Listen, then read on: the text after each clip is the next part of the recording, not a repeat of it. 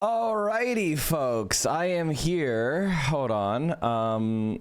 Let me turn the lights on in the room. This is great. Good morning, everybody. Welcome on into the Central Committee stream. I'm not trying to do a gimme where's my content, but is there going to be a regular release schedule for the reaction pod? Yes. We are going to be doing weekend releases. So when I'm not streaming, we're going to do a couple times a month. We're probably going to do a reaction pod release stream. Wet Mike POV. Yeah, I usually condition my hair at night, chat, but last night I got distracted by a lot of other shit, and I woke up this morning and I was like, all right, the hair has been a disaster for like 3 days. I can't let it go any longer. This is crazy.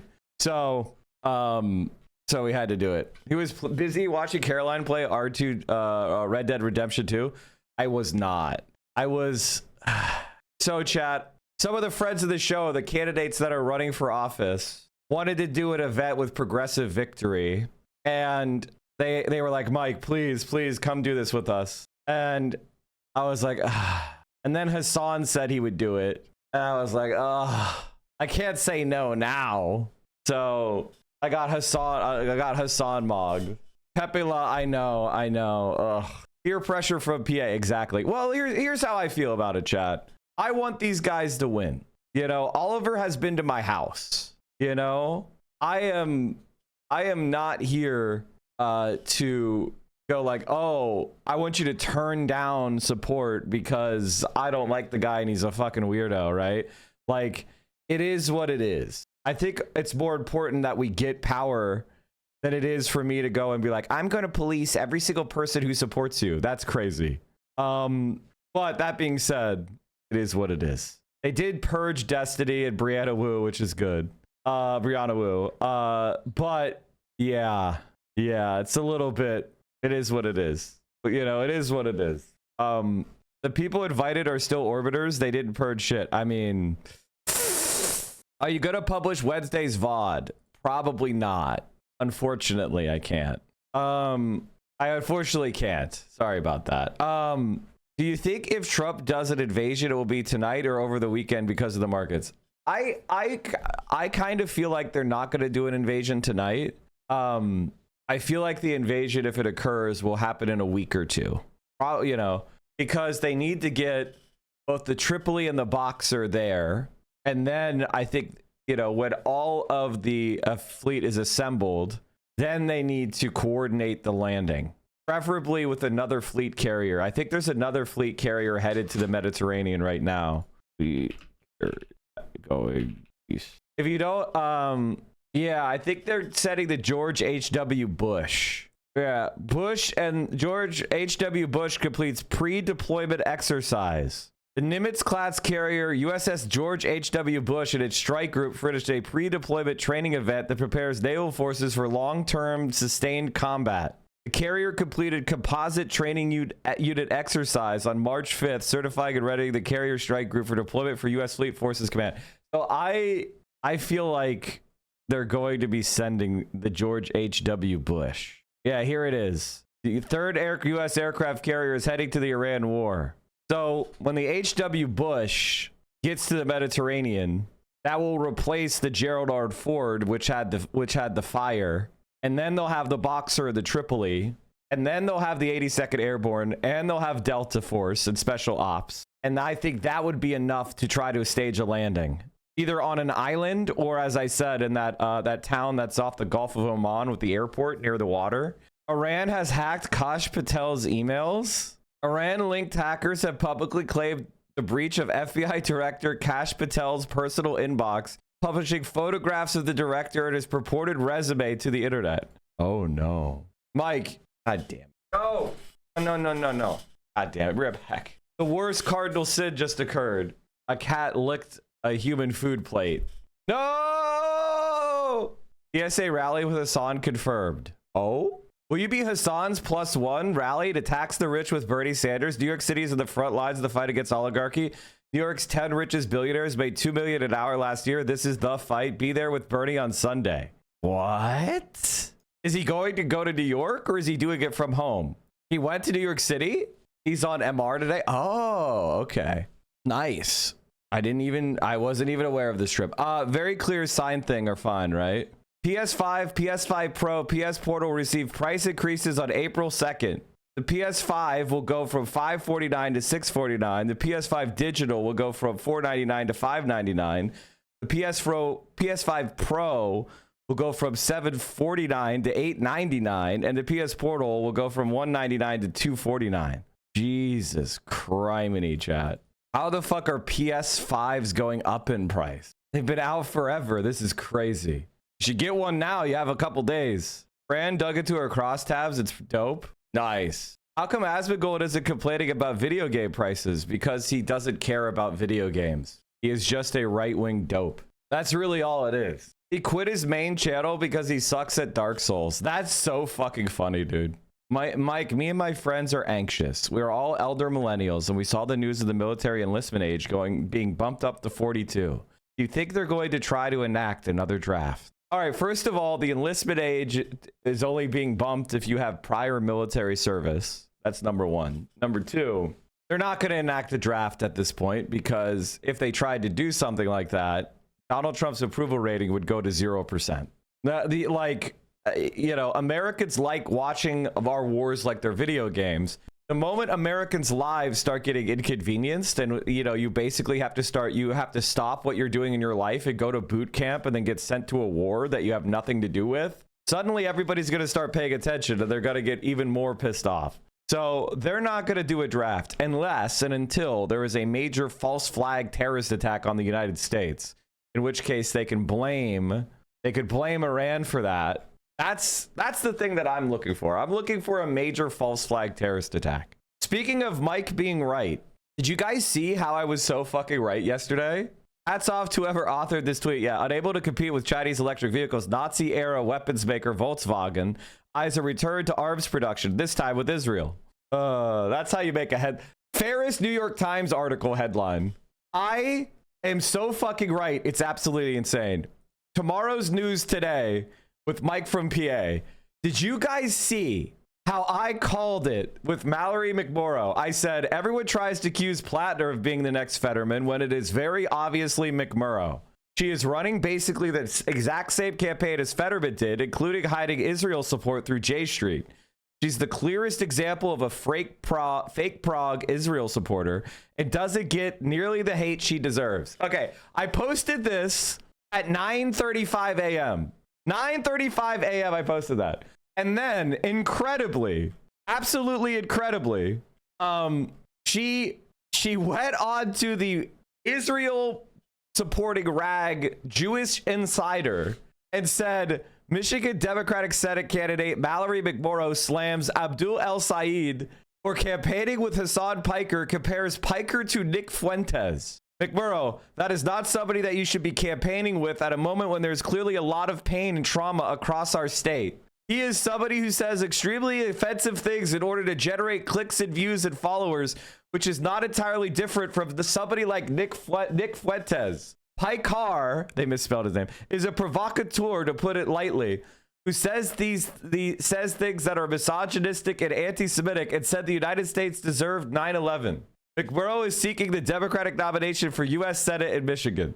So I told you, I predicted that she would be the next Fetterman.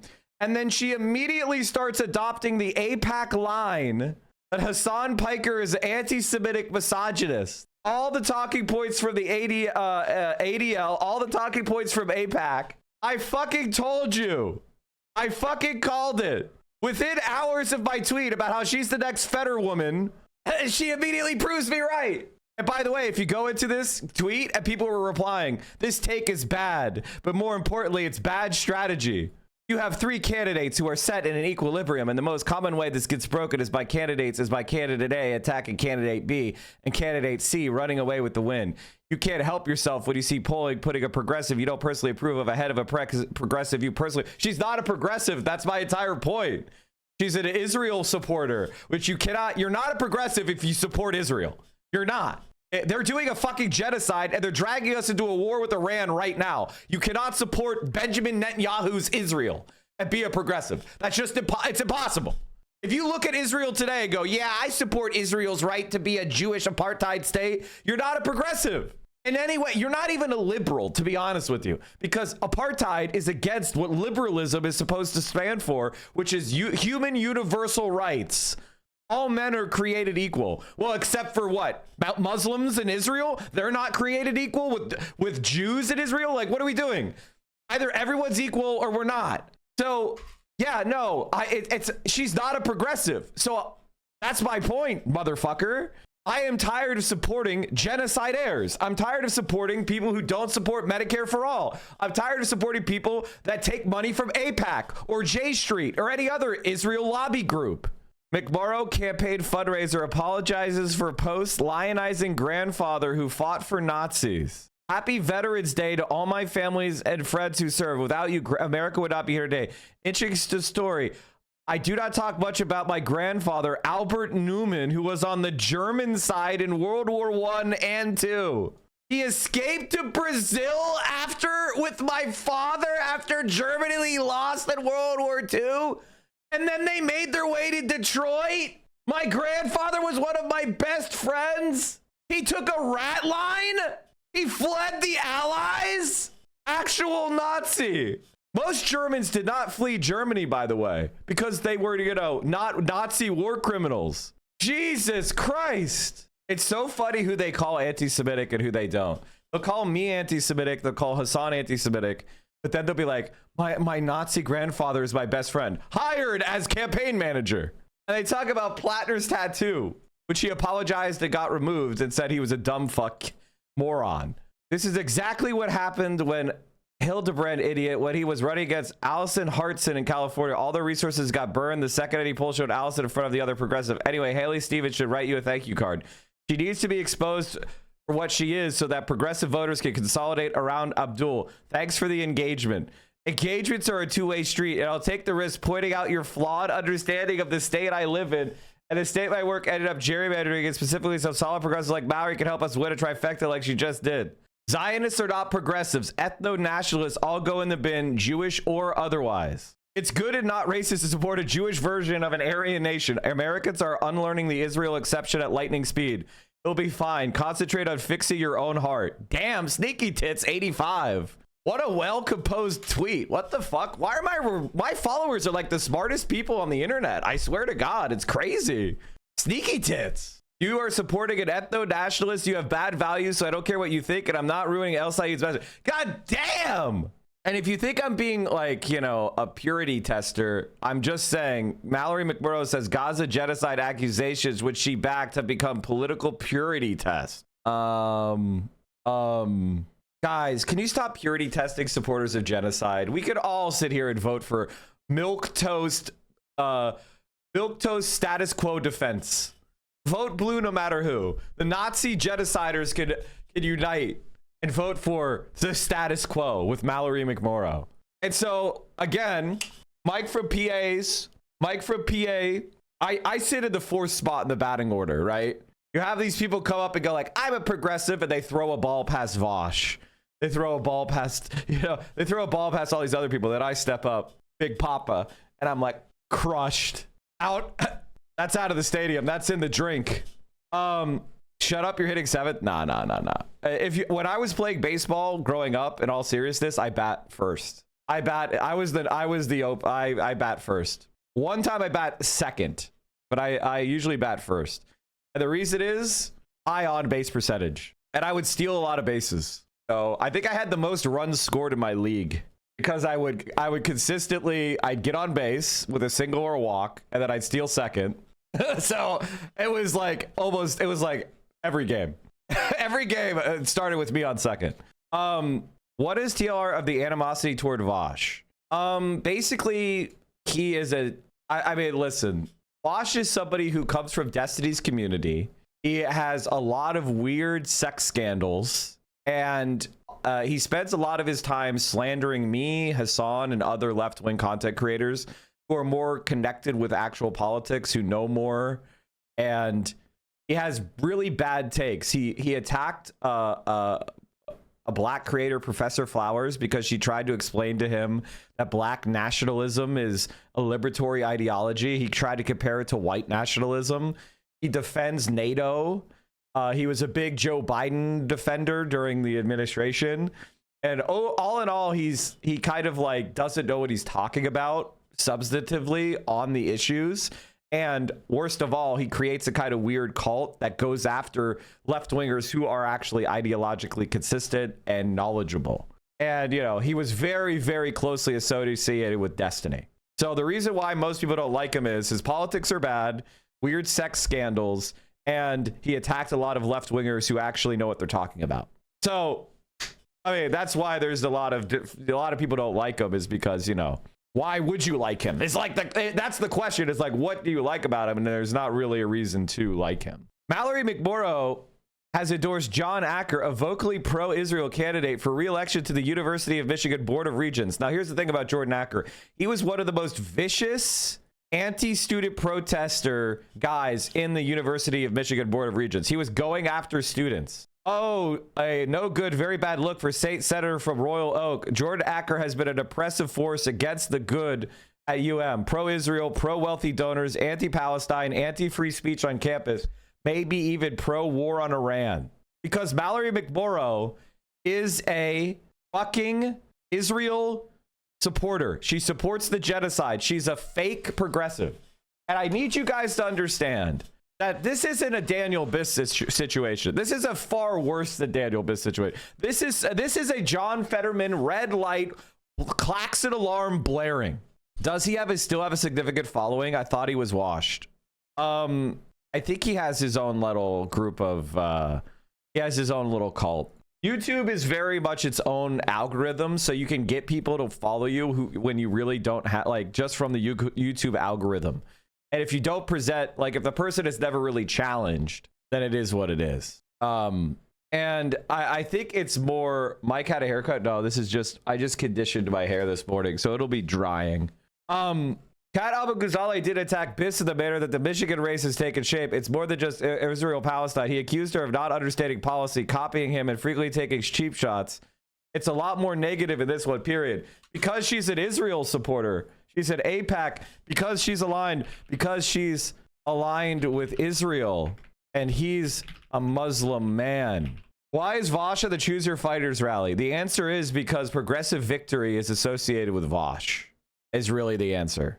And, you know, it is what it is. Vosh covers the most important news of the day. I noticed it's 100% Iran coverage and not obscure political topics.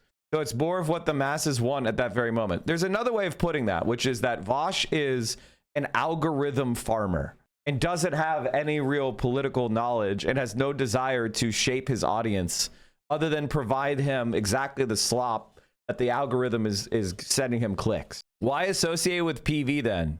How do I put this? I am more interested in helping these candidates. And one of the difficulties of being a left-wing candidate is there's not a lot of help. So I am not going to be out here trashing people because of an association, etc., etc. I personally think it's a mistake to have Vosh as a headliner, but at the end of the day, it is what it is. It is what it is. Like, what am I going to do? Run in there and be like, guys, you're, you know, and like smash it up like a day before it happens? Like, what do you want me to do at this point? Chinese state broadcast on American Iran episode 2. Guys, this AI slop coming from Iran. Bosch never researches and thinks Cuba. Yeah, he's very stupid. He's very stupid. Like, you know, what do you want me to say? He's smart. Like, come on. He's dumb as fuck. Speaking of Iranian AI. A pedophile. I'm not a pedophile. Liar! Say I wasn't on Epstein's island. I wasn't on Epstein's island. Liar! Say I don't worship Baal. I don't worship Baal. Liar! Say I'm a son of a bitch. Say it! I'm son of a bitch.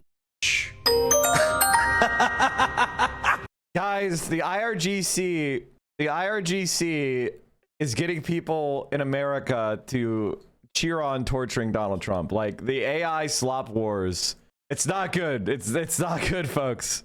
Iran-linked hackers breach FBI director's personal email, publish excerpts online. Andala, which calls itself a group of pro-Palestinian vigilante hackers, is considered by Western researchers to be one of the several personas used by Iranian government cyber intelligence units. Okay, so in other words, I don't need to believe this. So this is probably not true.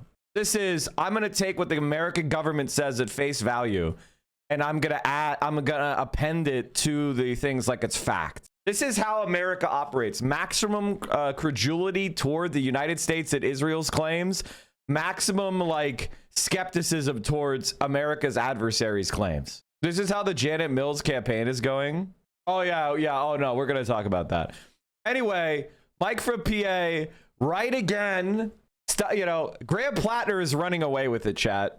You know, we've won that race. Like the Graham Plattner can't, like Graham Plattner's going to win. He's up 10 on, you know, he's up 10 on Susan Collins. He's up 30 over Janet Mills. Everyone hates Janet Mills. Graham Plattner has gotten this. He's going to win.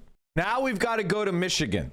And this, ladies and gentlemen, is the campaign of the year. We've got to destroy Mallory McMorrow. Mallory McMorrow needs to be exposed as a pro-Israel supporter, and we need to pick somebody who is actually worthy. In this first 2 minutes of this video, he calls Stalin and Mao fascists. Vosh talks about tankies and Hassan. The thing is, Vosh doesn't even know what tanky means. He's too historically illiterate to even know what that means. Also, I'm sorry, but chat, the CIA loves leftists who are compromised. How did he survive the horse porn shit? Guys, what are you saying, man? You know, what do you want me to say? What do you want me to say, dude? Remember, Vosh thinks a reactionary is someone who reacts to stuff. Actually, that was Destiny who thought that. And Vosh was a Destiny fan, so he just copied his vocabulary trying to sound smart. But both of them are illiterate. How are you always oppo to leftist women? What leftist woman am I against? I'm like AOC's biggest, I'm like a huge AOC supporter. I'm a huge Summer Lee supporter. Who is the leftist?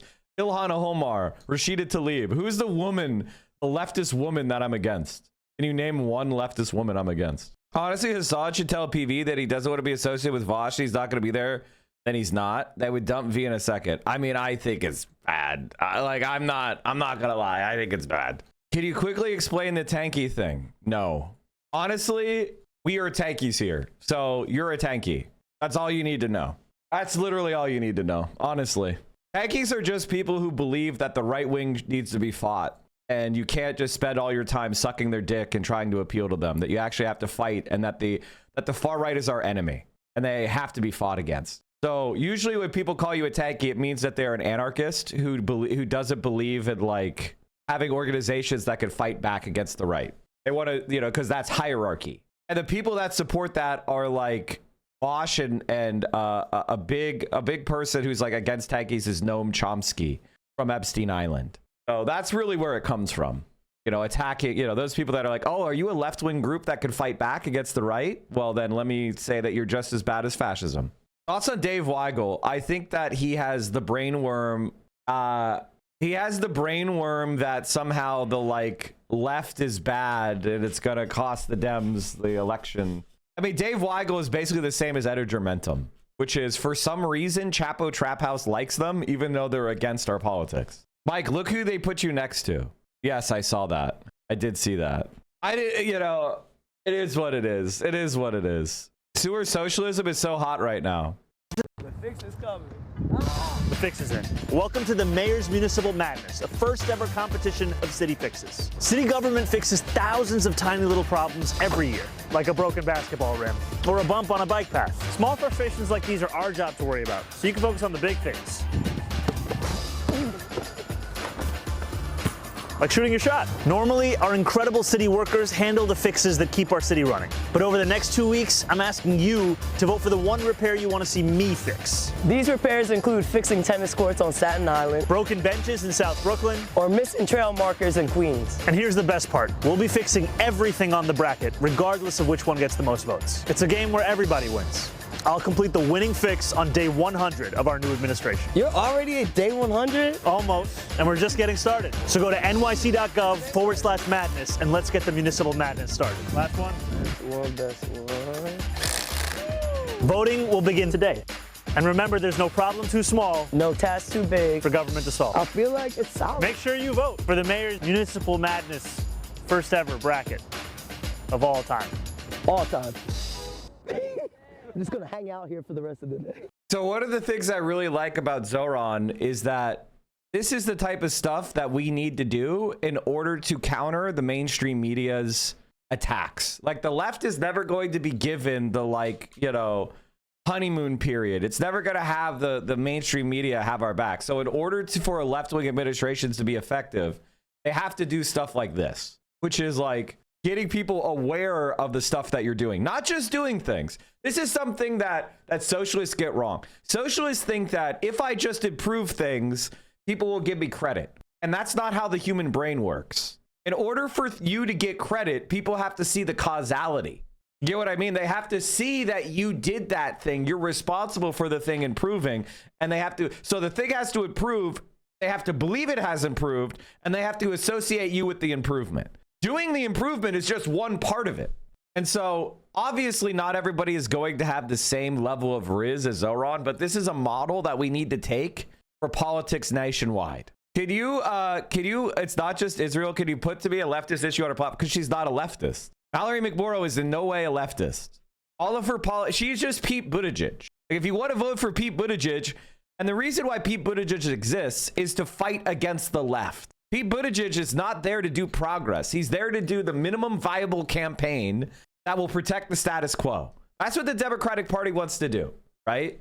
The Democratic Party wants to do what's the least amount we can promise and the least amount that we can do to barely win. That is the Democratic Party's calculation, right? It's not like you or me who are, here's all the fucking solutions to major problems. Let's try to do all of them at once.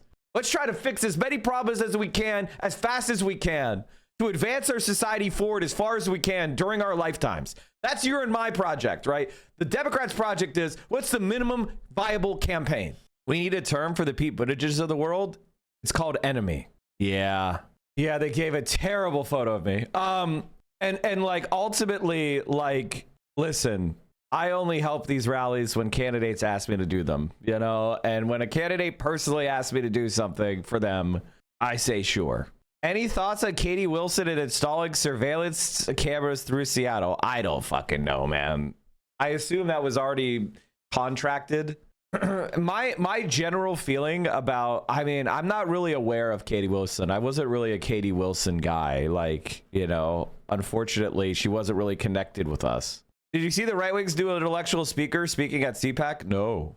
And one thing for you guys to think about is, who are the critics? Who are those people that are saying that you're the bad person or that what you're doing is not right? Well, a lot of times it's the media. A lot of the times it's that person who listens to the media where they've lost that idea of common sense thinking. Atrioc fell for this. Atrioc fell for this. In between visiting his favorite AI porn generator, he fell for this. Imagine being an Atrioc fan. Incredible. AI Trioc. Yeah, exactly. I did your mom. Thank you for the 10 tier 1s. Chad, I'm sorry for being so messy, but what do you want me to do? Hide it? Fetterman becoming shorthand for Dem with viral appeal who will betray us. You see it a lot of Blue Sky with Flat, or you're seeing it on here with Gaza Dems being furious at McMurrow. Gaza Dems. Oh, we just got, did I get like a bunch of people followed me all at once? That's very odd.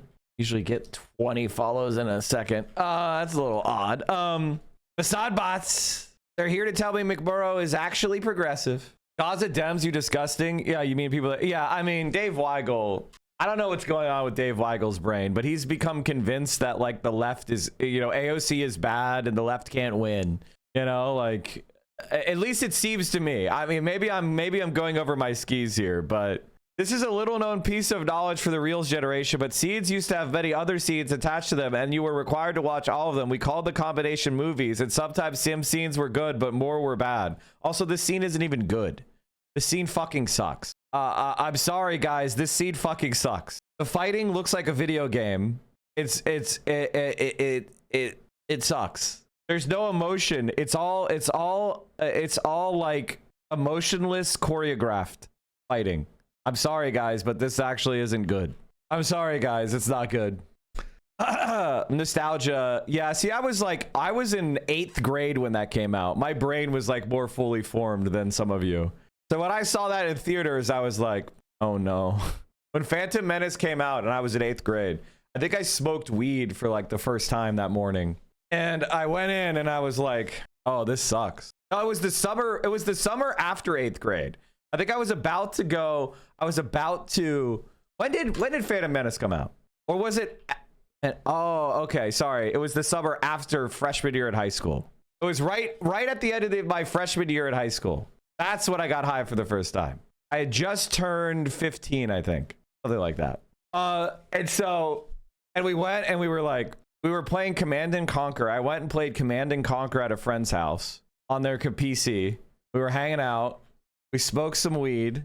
And then we went to watch Phantom Menace. And I remember being like, this isn't as good as the originals. The Valero oil facility is cooked, which the originals I had watched on Betamax. My dad had taped them on his Betamax. So we had television versions, television cuts of the originals on Betamax. And I watched it on like my 15-inch Zenith television that I had in my room, color. Now that's some old shit. Now that's some generation gap shit right there. Did you see at that point, by the way, the Betamax, I had watched that like 10 years prior to that. 10 years prior to 99. So like more like 90 is when I saw the original trilogy. Stick to Star Trek commentary, bro. How is the market doing today? That's a good question. Oh, and there you have it, chat. As I told you, oil has gone back to where it was at start of the week. Donald Trump got oil prices to crash off of a false promise of a fucking ceasefire, and now oil is pretty much right back to where it was at the start of the week. We got ourselves a nice bull trap. Mallory McCuomo. Yes. Can I just say that Emma Vigeland radicalization is one of my favorite things that has happened. With the Majority Report, they like to have a diverse group of progressive views, and they always have somebody who's a little bit on the right of the rest of the cast, right? And Emma was filling that role where she was progressive, but she was more of like, sympathetic to Warren and that kind of politics. And seeing her radicalizing, seeing her kind of pulling away from that and coming more and more in our direction has been really awesome to see. And I'm really glad, and it's not just Emma. It's like the women on the I've Had It podcast. Their radicalization. People like Austin Show. His radicalization. Like so many people who were kind of like more to our right are coming in our direction. Coming in my direction. Coming in Hassan's direction. And it's so fucking great. It's so good to see. Kyle Kalinske. Nice. All right. Mike, did you see this? Mexican Navy searching for 2 missing boats carrying aid to Cuba, the Caribbean. Really? What happened? Oh no, that's horrible. Sailing in the open ocean is not a joke. It's really not a joke. Hassan Piker has a long track record of commending and excusing terrorism. He routinely uses his platform to spread anti-Jewish tropes, amplify propaganda from designated terrorist groups, and promote toxic anti-Zionism. Despite a backdrop of intensifying anti-Semitism, Piker does all of this not only unapologetically, but proudly. Dr. Abdul El Sayed's decision to host campaign rallies with Piker is not just alarming, it's absolutely shocking. It reflects a broader trend, the dangerous normalization of anti-Semitism in our politics. This is happening in Michigan, where Temple Israel was targeted in a violent anti-Semitic attack less than 2 weeks ago, makes it even more egregious. If the killer had succeeded, it would have been the worst mass killing of children in If the killer had succeeded, the worst killing of children is in fucking Iran, where we just bombed 200 of them with Israel, you fucking scum. Thank you, Rep. Haley Stevens and Senator Slotkin and Mallory McMorrow for speaking out with clarity and principle. This is what I'm talking about, guys. Like, people attack me, they attack Hassan, they attack Graham Plattner, and they do the work of helping ADL and Zionism. And it's like, if you find yourself on the side of the fucking Zionists, have you ever considered like taking a beat and maybe like recognizing that you're wrong? Like if people are calling me anti-Semitic and they're all Zionist Israel supporters, and you think that you're going to attack me for anti-Semitism wokely, can you like stop and maybe reflect on what you're doing? Which, by the way, and this is an important point, and it's an important point I'm going to keep making just so everyone gets it. This is why I don't like Gremlo. This is why I don't like Marxism, is because when there was an opportunity to say, hey, I know Mike, he's not bigoted in any way, they joined with Destiny, Asmongold, the ADL to try to stab me in the back because they thought, well, if Mike gets canceled, then I'll get all his viewers. And that's not something that you can ever forgive, right? Like if somebody wants to opportunistically align with Zionism to attack a prominent leftist who's been on this platform for 7 years talking pro-Palestine, and you use this opportunity to, by the way, dig up a clip out of context and then try to pretend like it means I'm an anti-Semite, you can never be forgiven because it shows that you have ill intent and you're a grifter at your heart. It's really that simple. I knew Marxism was a shithead, but the Gremlo backstab really sucked. I mean, it is what it is. It's not the first time I'm going to be betrayed, and it's not the last, right? You know, like if you are in the business, if you're fighting for just causes, if you're in politics, you will be betrayed. You will be let down. It is what will happen to you. You need to nut up. But the other thing is, you're not going to tolerate that shit. Mike, do you think he has a deep-rooted vendetta with Assad? Is more of him being the tip of the spear from these groups? The answer is that Jonathan Greenblatt is an Israeli spy. The ADL is an Israeli spy agency, and they operate against Israel's perceived enemies. The number one threat to Israel is that people like myself and Hassan succeed in electing a significant portion of anti-Zionist Democrats to power who block and fight against support for Israel. The more that our positions are normalized through political power, the closer Israel is to collapse. The Zionist project of ethno-supremacism will collapse if our politics becomes viable in the Democratic Party, because the majority of Democrats currently oppose Israel. So if we're able to seize power, if anti-Zionist politicians are able to win, then Israel as an apartheid state will fail. Did you see how they tortured the baby? Yeah, I did see that. Abdul El Said, the campaign with controversial streamer Hassan Piker. By the way, this shit doesn't work. And in fact, I'm glad this is happening because I've always told you that the Elizabeth Warren fake left is our enemy. And this is a lesson for the Majority Report. This is a lesson for Sam Cedar. I've been saying this shit for 6 fucking years now, that these fake progressives are our enemy. They stabbed Bernie Sanders in the back. Elizabeth Warren stabbed him in the back to block him from winning. He was the front runner after he won New Hampshire, after he won Nevada. Elizabeth Warren stayed in the election to backstab Bernie to block him so that Joe Biden would win. These are our enemies. And I know a lot of people don't want it to be true, but it is true. And I need you to get over it. I need you to get over the fact that these people are our enemies. Just because you liked something they did 10 fucking years ago, you need to get over it. Why do you think this ramp up in pressure against Assad is happening? Because he's getting involved with politics and he's very influential and he has a lot of power. And if Assad gets involved in more primaries, more progressives are going to win. And they're trying to make Hassan feel the pressure so he goes back to not doing as much with individual politicians and making a difference because they know he can help them win. This is about giving him blowback so that they can get more of their Zionists selected. Because Hassan, I want you guys to understand something about Hassan. Right now, DSA has 100,000 paying members nationwide. Hassan has millions of followers. If Hassan was able to get 10% of his followers to join DSA, that would increase the size of DSA by a 200%. Or sorry, it would be 300% larger than it is now. I have 100,000 followers right now. I have more followers on my stream than DSA has paying members. Me. So what does that mean? It means that we have the ability to swing elections. We have the ability to get people that are politics interested and turn them into activists, to turn them into organizers, to turn them into candidates. And so Hassan Piker is one of those, it's one of the ways that we could turn this online leftist space into real political action. I joined DSA because of Mike and the Joy DSA guy in chat. Nice. Look, if Assad is such a liability that he'll drag that Saeed's campaign to lose, so I don't know what centrists are having a meltdown about. Isn't this their ideal scenario? No, because they want us to lose to Republicans. Don't you get it? This is what you guys need to understand. Centrists understand that populist leftism is very popular, and if the Democratic Party adopted it, it would win landslides, and that's what they're trying to stop. They don't want the Democratic Party to win landslides, because if the Democratic Party wins landslides, we overturn Citizens United, we overturn super PACs, we overturn the Supreme Court, we overturn the filibuster, and their jobs go away.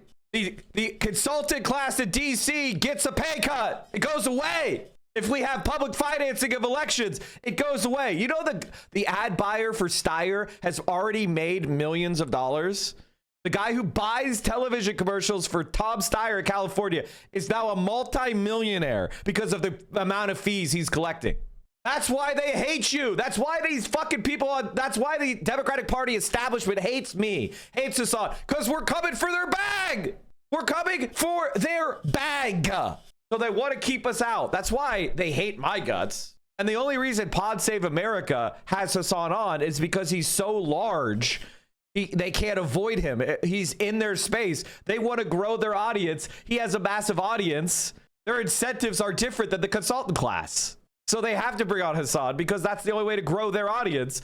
They're cynical. Do you see Pod Save America bringing me on? Do you see me getting the Pod Save America invites? Why not? I've got thousands of viewers all the time. Where's the Pod Save America invite for Mike? Well, it doesn't exist. Why? Because they don't want to promote my politics. They can't grift on me as hard. That's really what it is. Meeting with that DSA national staffer wasn't as fruitful as I would have liked. Still got their info on the national comms director. That's interesting to talk with you, Mike. I DM'd you the info on my report on the convo through Discord. Nice. Why? What happened? Typhoid, thank you for the 5 tier 1s. This, you know, like, that's just the reality, guys. And I know if maybe it sounds like I'm being conspiratorial or I'm being, what's the word? And I'm not being hyperbolic. I'm not exaggerating. I'm telling you from firsthand experience that this is how the Democratic Party operates. And it's not, and this is the lines of these people make millions of dollars taking billionaire money. They want to keep doing that. Hey, Mike, I joined DSA because of you kicking my ass. Our candidate fell short of making the primary ballot, but now I will be the county assessor candidate, El Paso County, Colorado Springs. Nice. Congratulations, man. The strongest person defense Pod Save Combustor. Yep, there he is. A person we debate politics with. Thanks for sharing. John Favreau has me blocked. If you want to understand where these guys' politics are, John Favreau has me blocked. So that's how he feels towards Hassan's politics when it's not going through the 3 million subscriber guy. Why did he block you? Because I mocked Pod Save America for endorsing Beto O'Rourke for president and telling Elizabeth Warren to get a DNA test to prove she's indigenous. I made fun of them. So they blocked me for that. They've hated my guts since then. They only have Hassan because he's too big to ignore and he's nicer to their feelings. I mean, I'm nice to people's feelings. I'm not psychotic in person. You know, but I also don't give you a fucking, well, I mean, I will actually, I'm very blunt, to be honest. Like, this lady is running for Congress. She appears to be progressive. This video of her having some very cathartic energy for MAGA. Listen, I don't know enough in order to promote her, but I will take a look. Some amazing news for you. Israeli chief of staff warns that military will collapse in itself due to shortage of soldiers. I mean, I think before you get too excited about this is a political play to make Israel even more fascistic. Like, before you get excited, this is actually just clickbait in order to make Israel even more fascistic. They want to force more people into the army against their will. So they're saying this shit so that they can force more people into the army against their will who are not currently serving. You're right. You're a hammer to feelings and a scalpel with fat. I mean, it is what it is. Netanyahu urges northern mayors to keep residents in place despite the relentless Hezbollah fire. Asks you to do everything possible to prevent residents leaving the communities. Acknowledging that elderly and disabled residents struggle to reach shelters in the seconds available when sirens ring from Hezbollah rocket fire. Unlike rockets from Iran, there are no early warnings for Hezbollah rocket attacks. Kiryat Shimona Mayor Avichai Stern, Jesus, okay, I got his name out, said the city's population has dropped from 24,000 to roughly 10. If the situation continues for another month, there will be only 10 individuals, only those who aren't able to leave. I mean, I don't know how it's going in Lebanon. From what the reporting is very sketchy about what's happening in the Lebanon front, so I don't know how it's going. But it does kind of feel like they're getting owned. All right, let's get some videos in, chat. Graham Plattner is absolutely And I'm not crushing exactly sure. Janet Mills. And one of the things that I love about this is I am unabashed. I'm supporting Abdul Al-Sayed. I'm supporting Oliver. I am supporting Graham Plattner even. I think it would be a good thing if Graham Plattner won. You know what? It is what it is. I like, that's just the way it is. If you want to call me any kind of name, go ahead. I don't give a shit. I really don't. And the reason why I'm supporting him is because I want to defeat AIPAC. I'm willing to overlook some of the problems with Plattner's biography because I honestly and truly believe he has changed, and he is fighting AIPAC openly. He's fighting the Iran war openly. He is saying what we want him to say. And if you're an internet person, it's easy for you to say the right shit. If you're a candidate for United States Senate, it's very hard. So when somebody says the based shit I want them to say, when they have the positions I want them to have, I will support them. As long as I believe they have learned, they are not the same person who has problems in their biography. It is what it is. Every single person has made mistakes in their life. But what do you stand for now is what I care about. And somebody could have a perfect, pristine background, but if they support fucking Israel, they're my enemy. And that's the way I believe you should look at it. When someone does all the right things and leads the charge, shouldn't we reward change? Yes. And I was fucking very pissed off about the tattoo. And I think the tattoo was dumb as fuck. And I'm still pissed about the dumb fuck tattoo. Okay? The Reddit posts, I honestly, God, think that there was some sort of mass surveillance that Israel used. I don't understand how they know that's his Reddit account. Like, I know he admitted it later, but like, I don't know how they got it. I don't know how they associated that Reddit account with him. Like, it feels like an Israeli agent, like an Israeli spy, you know, has Reddit compromised and they like connected his IP on the back end or something. Like, I don't understand how the Reddit stuff even came out. Like, people say op research, but how? How did the Oppo research connect that account to Graham Plattner? It seems to me like there's some sort of Palantir or some sort of like AI processing or something like that that's going on.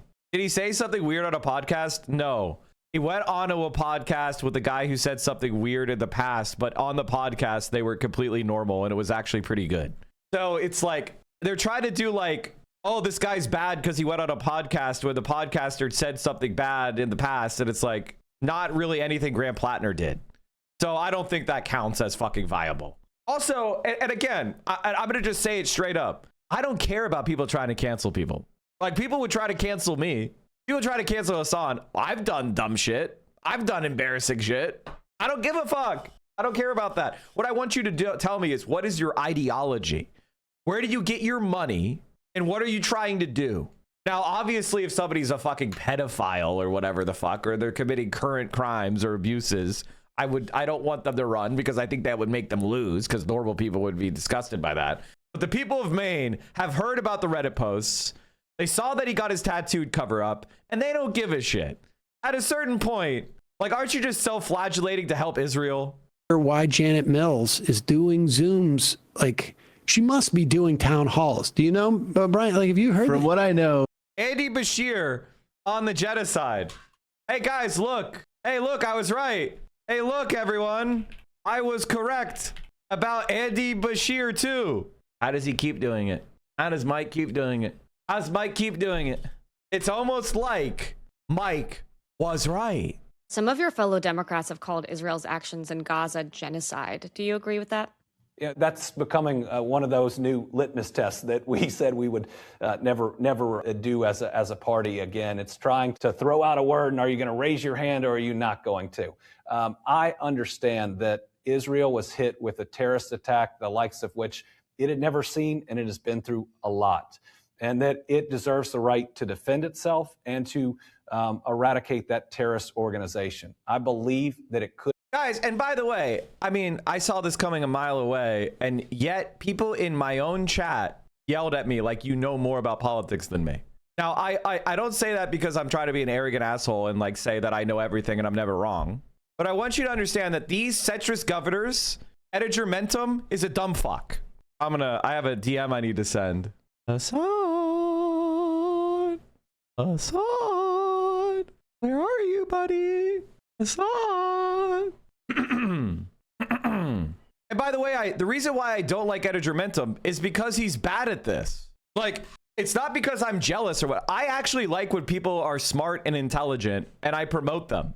I hate when people are bad at this and they make us dumber. I hate bad analysis. I just saw a guy yesterday called Bashir Stad calling out McMorrow for being pro-Israel. Bashir's stocks are going to crater. These people hate me, by the way. Like all these Bashir Stan accounts and all these like, you know, progressive accounts, they hate my guts because I don't let them be stands for milquetoast libs that are not progressive. You want to stand someone? I'll give you someone to stand. Name is Claudia Scheinbaum. You want somebody to stand? I'll give you someone to stand. Her name is Summer Lee. Does anyone have that Summer Lee link? What a fucking queen. That's who we need to make famous. And why isn't Summer Lee being made famous by these Democrat stan accounts? Why isn't a black woman representing one of America's whitest cities as a democratic socialist? Why is she not famous? What's going on? It's almost like they don't want you to know. USA is doomed, accept that fate. First of all, I think the one thing that you guys also need to know is you need to not fall for grifters who are telling you that are telling you what you want to hear. And that includes about America being doomed. The United States of America is the easy mode spawn. The United States of America has incredible coastlines. It has incredible natural resources. It has incredible continental spanning empire. It has renewable resources. It has clean water. The Great Lakes are some of the largest stores of fresh water on the entire planet. The United States of America has 350 million highly educated people. It has top tier infrastructure, even though the infrastructure sucks. The rest of the world's worse for the most part. The United States of America has so much advantages that even if it makes a bunch of mistakes, it's not going to fail. So that's why it's important the left takes control of it, because it's going to be a world power for centuries to come, probably. So deal with it.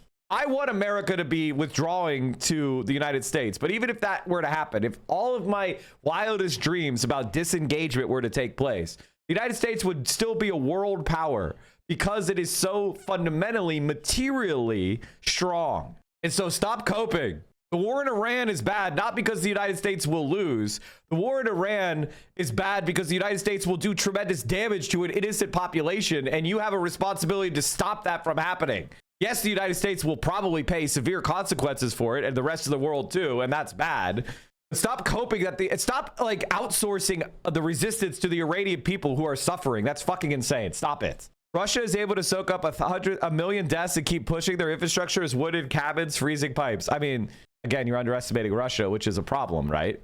Russia is fighting against the United States and Europe, as well as Ukraine. Like, they're doing everything they can to pressure Russia, and Russia is winning.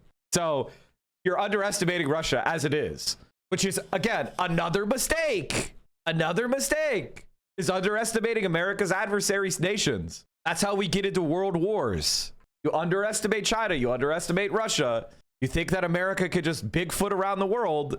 What, Russia is winning? Abso-fucking-lutely. Yes, they are. Ukraine is annihilated.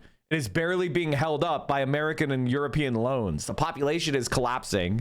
Their economy is in the shit. A fifth of the country is occupied. Absolutely fucking horrible for Ukraine. Now, Russia is also going through a lot of shit. It's bad for Russia. I'm not saying it's good for Russia. It's bad for Russia. The war is a net loss for both sides. It's very stupid. Okay, everybody's very excited about this, so we should talk about this. Anyway, like what I'm trying to say are called hard truths. One of the things that you are going to see from me are I am not going to spin. I'm going to give you hard truths. You're used to people spinning shit to appeal to your fucking like personality and stuff. I don't do that. I tell you the fucking truth as far as I understand it. The war is a disaster for everyone in the region. For some reason, libs can't wrap around their minds around this. Ukraine is by far the biggest loser. U.S. empire is the only one profiting from the war. But we're not even profiting, honestly. The Ukraine war is actually damaging the United States for a variety of reasons. The first is it's absorbing a lot of our capabilities.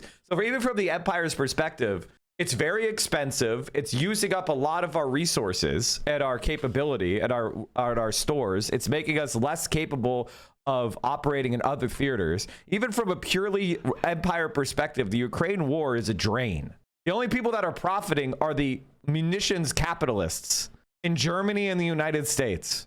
There are 3 places that are doing well because of the Ukraine war: North Korea, munitions capitals, specifically Rheinmetall in Germany, and the United States military industrial complex. Those are the 3 groups that are profiting from the Ukraine war. North Korea is selling a whole bunch of their old stockpiled, artillery shells to Russia, and they're getting a bunch of sanctions lifted for their economy.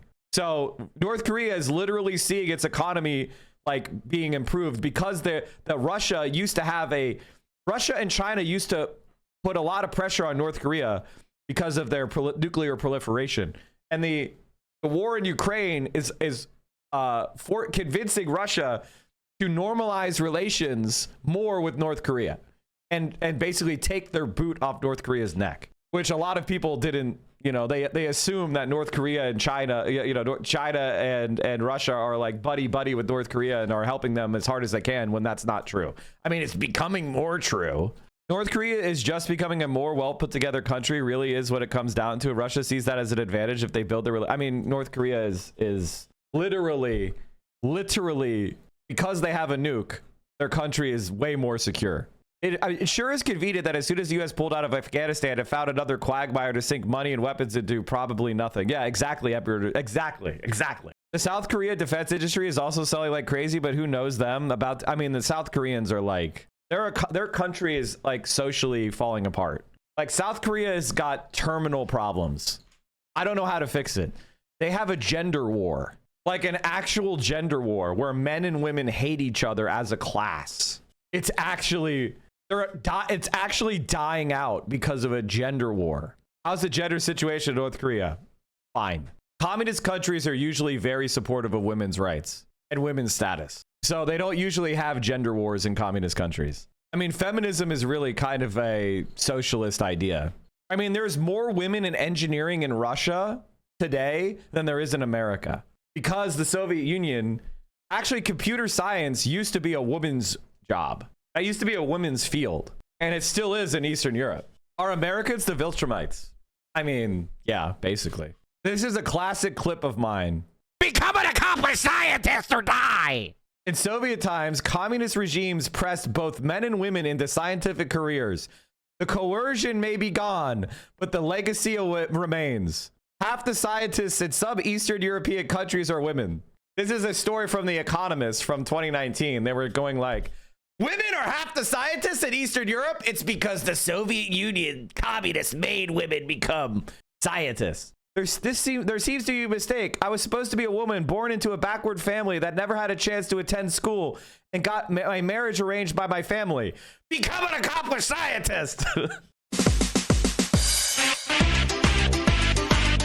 made this song.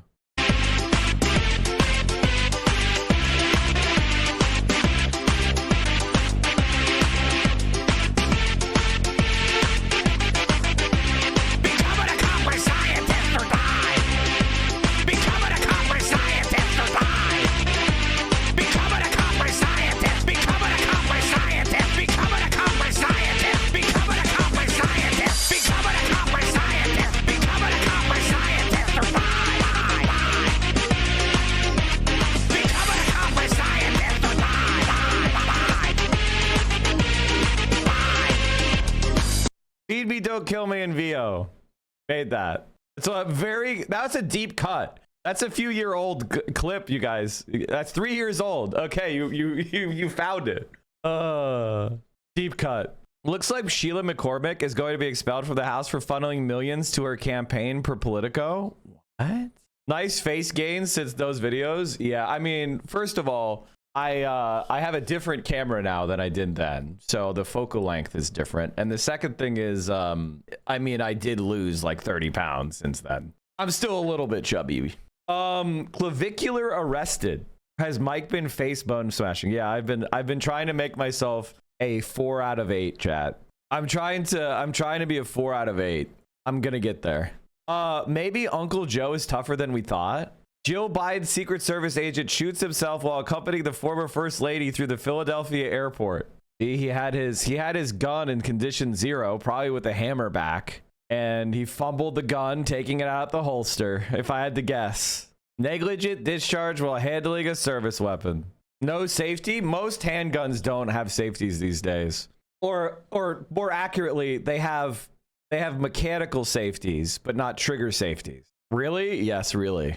I specifically bought a gun for me and VO that had a external safety, but I had to find that. I had to specifically look for that because most carry guns these days don't have safeties. And I wanted one because negligent discharge is the #1 way you get killed with your own fucking gun, unless you or intentionally shooting yourself. So to me, the like fantasy of like I need to quick draw my gun was not something that I thought the odds of accidentally shooting ourselves was higher than me needing to quick draw my gun like it's a fucking gunfight at the OK Corral, you know? So I decided to look for a gun that had an external safety. Don't keep a round in the chamber, problem solved. I mean, I also don't keep a round in the chamber.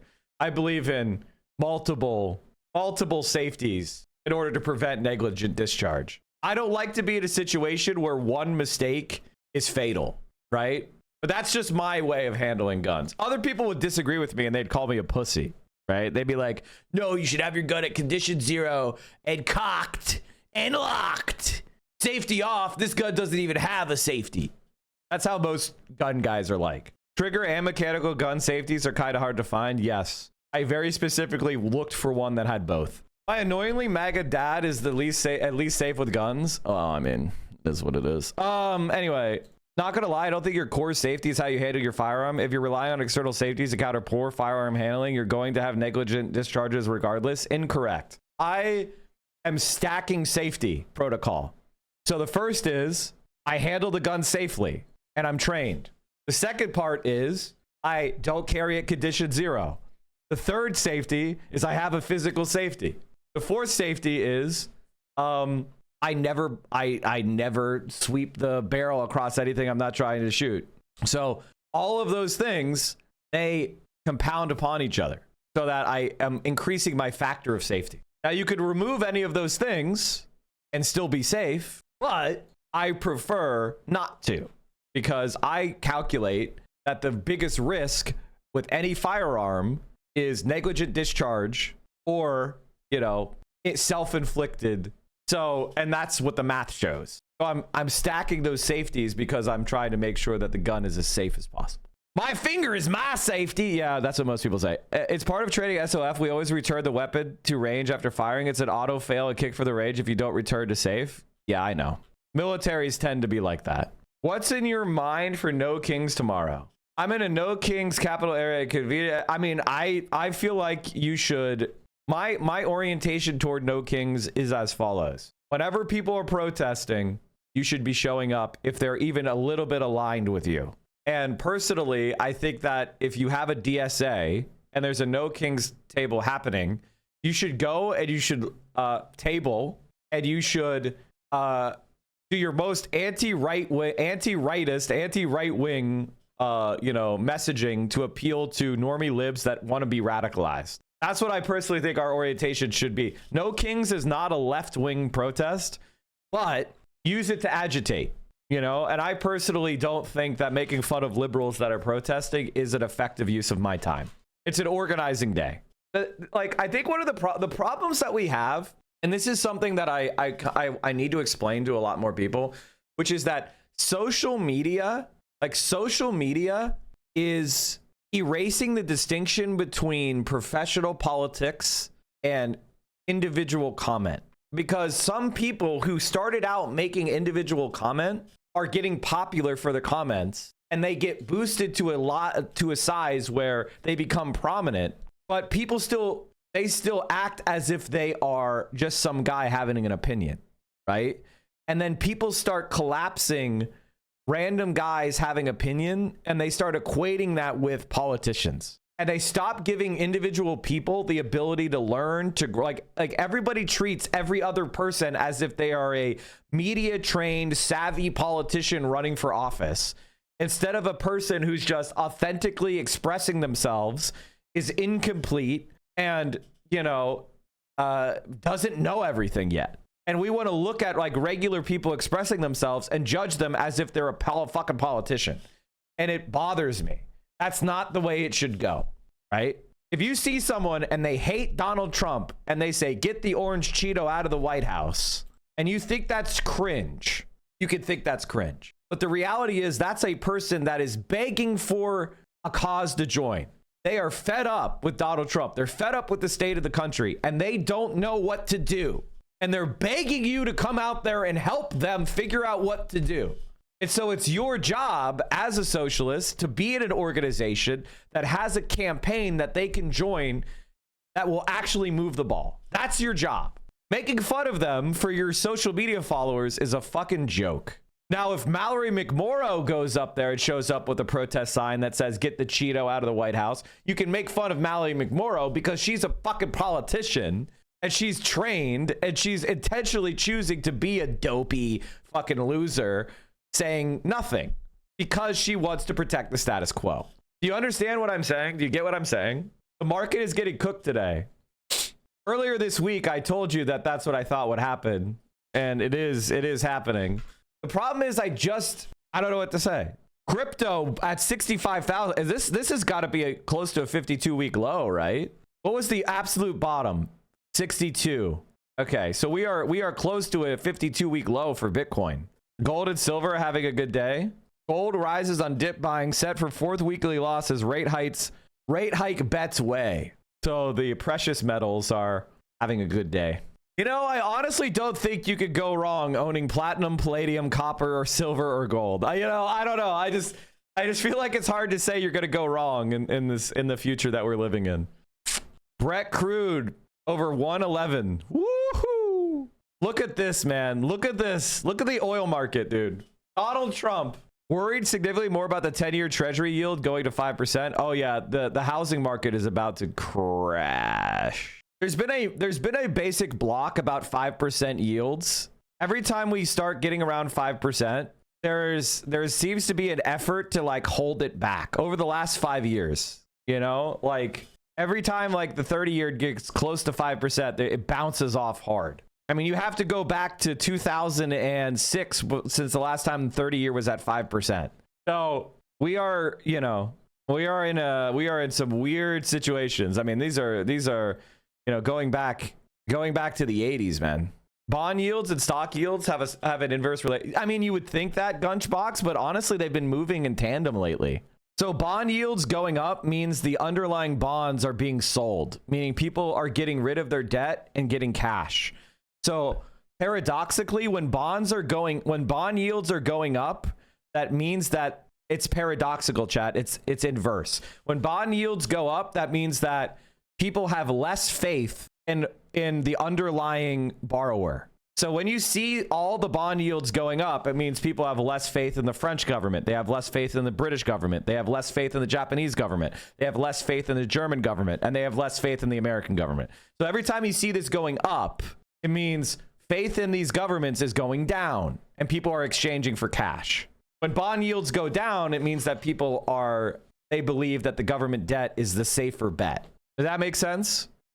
Man, Brazil's yields are crazy. Australia's 15 years are at 5.3. Wow.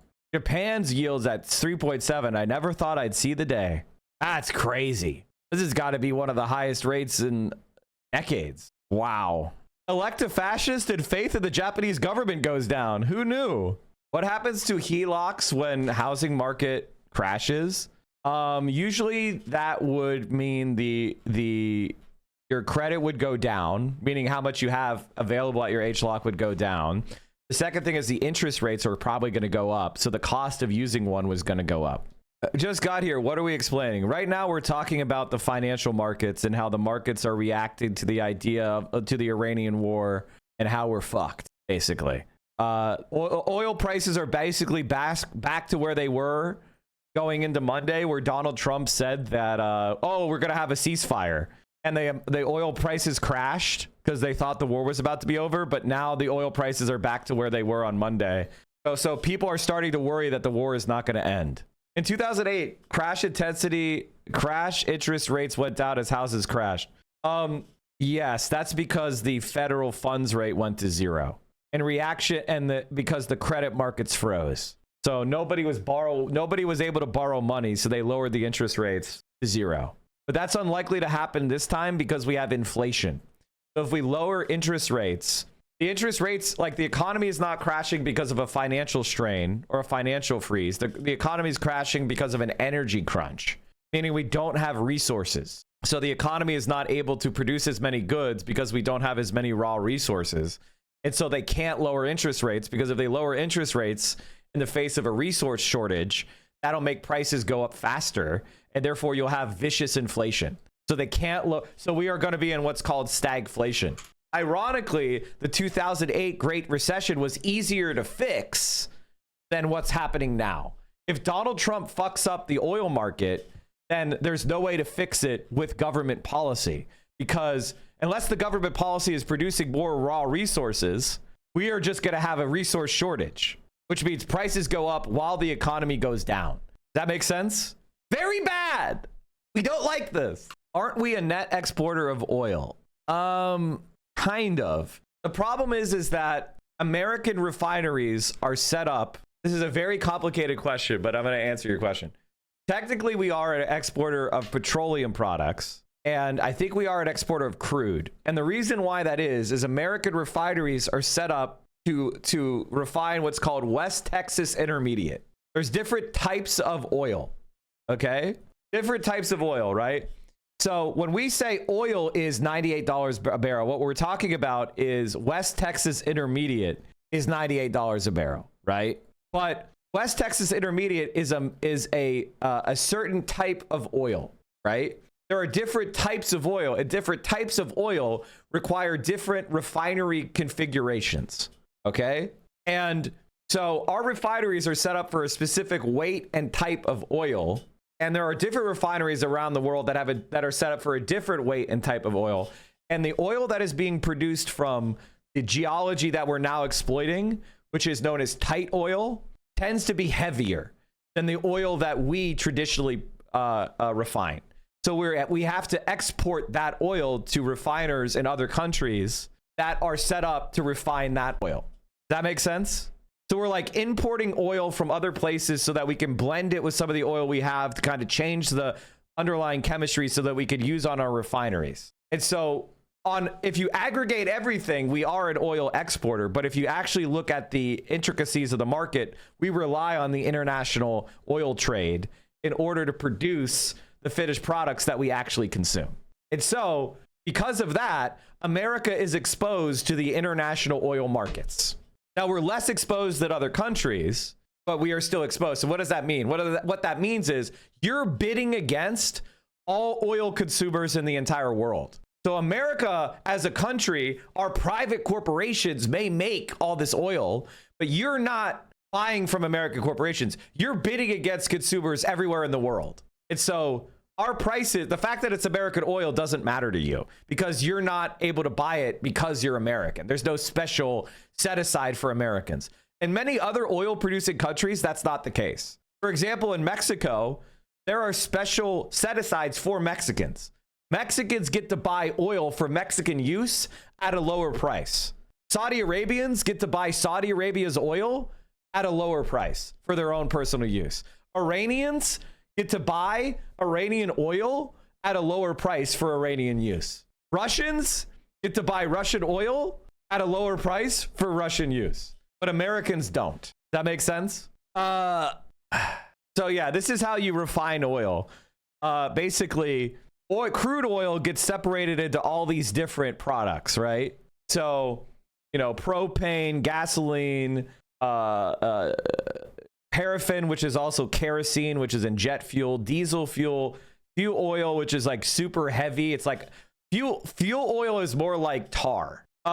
lubricating oils, and then bitumen, which is bitumen. I don't know how you pronounce this, but this is basically asphalt. So what crude you have changes what ratios of this stuff you get out.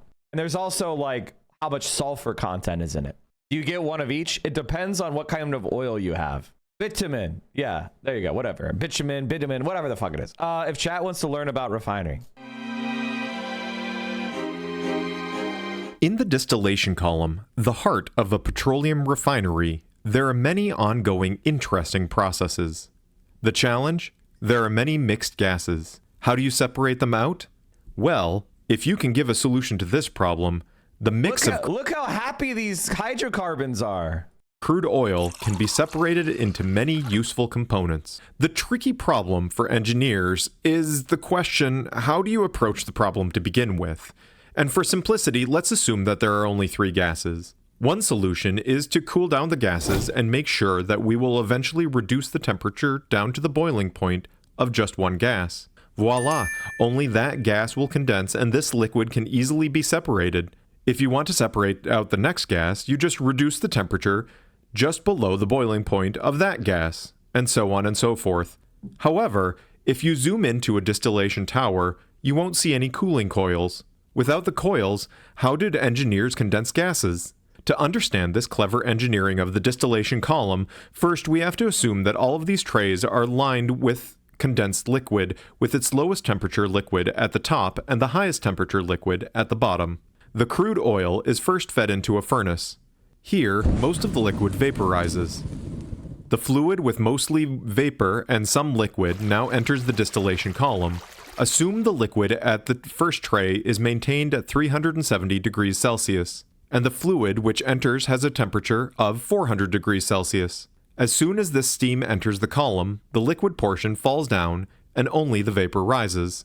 Now, we have to closely observe the path taken by this vapor at 400 degrees Celsius. This kind of tray design with mushroom-shaped fittings is called a bubble cap design. The gas, which enters via tube, has to pass through the liquid in the tray. Remember, the liquid is at a much lower temperature. Suppose one component in the gas has a boiling temperature of 375 degrees Celsius. This component will get condensed inside of the liquid pool, as will all other gas components with a boiling point between 370 and 400 degrees. The gases, which have a boiling temperature lower than 370 degrees Celsius, escape this liquid portion and continue to rise. Here, the next liquid pool is waiting for them at a lower temperature, say 300 degrees Celsius. Once again, the process is repeated, and all gases with boiling points ranging from 300 to 375 degrees get condensed in the liquid pool. This is the way that engineers separate crude oil into different components. A practical distillation tower will have almost 15 trays. The heavier molecule, the higher the boiling point. This means that all of the heavy components in crude oil you find at the bottom of the tower, and the lighter components you find at the top. For example, you will find gasoline at the top of the region, and industrial fuel oil at the bottom region of the distillation tower. At the very top of the distillation tower, a condenser is fitted. This is under active cooling. Some portion of the gas, which is at the very top when passing through these coils, will condense. The remaining gas, which has a very low boiling point, is collected as petroleum gas at the very top. Unfortunately, the interesting physics of separating out the crude oil won't actually happen perfectly like described. An example of this can be found in the bottommost tray. All of the gases with boiling points higher than 370 degrees are supposed to get condensed here. However, some gas molecules with higher boiling points than 370 degrees will escape this liquid pool. They will eventually get caught at the top tray, but they're not supposed to be there. The engineer's next tricky solution is to send this liquid back to the bottom tray via pipes. The tray, which is supposed to have higher boiling points, will vaporize the molecules which are supposed to be in the upper tray and trap only the needed molecules. This kind of separation happens continuously, returning all of the liquids back to the initial portion of the distillation column. Now, let's focus on the residue which fell to the bottom of the distillation column. It contains some useful products. The fractions in the residue boil at very high temperatures, some at more than 1000 degrees Celsius. However, at this temperature, the molecules will crack apart before they boil. Engineers still want to boil all the fractions of the residue, but at lower temperatures. This is one easy example. Water generally boils at 100 degrees Celsius. However, if you reduce the pressure that surrounds the water, it will boil at a lower temperature, even as low as 50 degrees Celsius. The same trick is applied to the residue. Change the pressure of the distillation column, and you'll be able to reduce the boiling point. Okay, you get the point. Anyway, so long story short, we are exposed to the international oil market because during the Obama administration, they repealed there used to be a law that you couldn't export American oil, but Obama lifted that ban. So now they can export the oil, and you have to bid against all people who want oil in the entire world. So thanks, Obama. That was to help the oil and gas industry. Also, rare earth metals using huge amounts of military stockpiles, but China is no longer exporting rare earths to the USA. Without rare earths, we can't make weapons, THAADs, cruise missiles, planes, drones, etc. Mike, Hassan is talking with Majority Report about the recent attacks. Oh, that's interesting. We'll watch it later. Did you see Kash Patel got hacked? Yes, this is very funny. FBI Director Kash Patel's personal email has been hacked by Iran-linked group Handala Hack. Group released personal photos and documents after claiming it breached the FBI, warning its security was nothing more than a joke. The Islamic regime thanks you for its support. The DHS bill is dead. Breaking, Senate bill is dead in the House. Wait, Chuck Schumer caved on funding the government and then the House blocked it? Oh, hell yeah. That's so funny. What happened? Joining us now for more is Democratic Congressman James Walkinshaw of Virginia. He's a member of both the Oversight and the Homeland Security Committees. He's also co-chair of the Federal Workforce Caucus. Congressman, thanks for being here. The Senate passed this funding bill. How's it going to fare in the House? Is there going to be a vote today? Well, that remains to be seen whether the vote will take place today. I think there will be a vote today, tomorrow, certainly at the very latest Monday. I'm pushing and Democrats are pushing for that vote to take place today. It's payday today for TSA workers, and they've already gone without paychecks. We don't want to see them wait any longer for the pay that they've earned, so I hope it'll be today. In this deal, Democrats did not get the ICE reforms that you've all been seeking for months, including banning masks, requiring judicial warrants for arrests, among a slew of other changes. Will you vote for this bill as is? I've said for weeks now, and look, Democrats put forward this alternative 4 weeks ago to fund all of our DHS agencies with the exception of ICE CBP and this mass deportation machine that's been put in place by the Trump administration. So the answer is yes.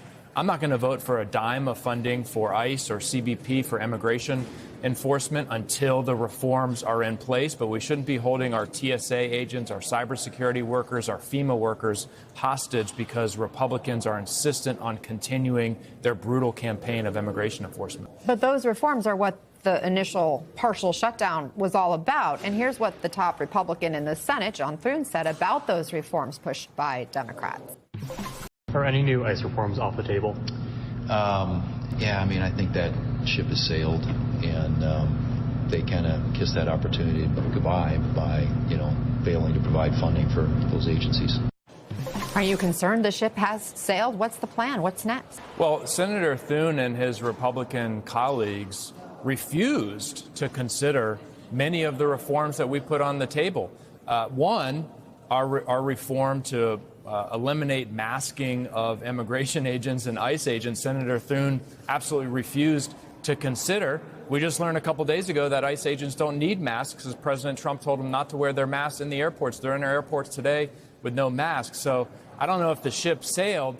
Senator Thune was never willing to put the sail up on the ship for those reforms, and it might be something we'll take to the voters in November, just like his and congressional Republicans' refusal to extend Affordable Care Act tax credits for middle-class families. Again, people are not getting paid still as we look at lines at the airports continuing. Why is shutting down the government or parts of the government becoming a go-to tactic to try to force change? Again, no reforms are happening as this partial shutdown appears to be coming to an end.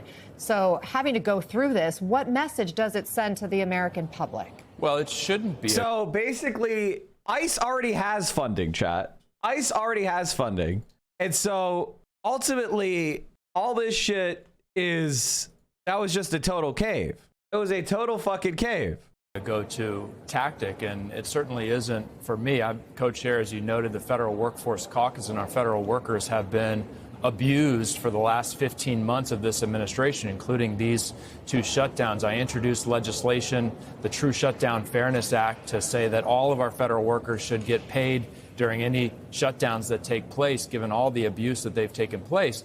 But with respect to this immigration issue, if Republicans want a vote from me, if Speaker Johnson wants my vote to give ICE more money on top of the $150 billion that their so-called big, beautiful bill gave to ICE and CBP, then he's got to listen to my priorities on behalf of my constituents to protect. So why are the Democrats in the Senate passing the DHS funding bill if ICE is already funded?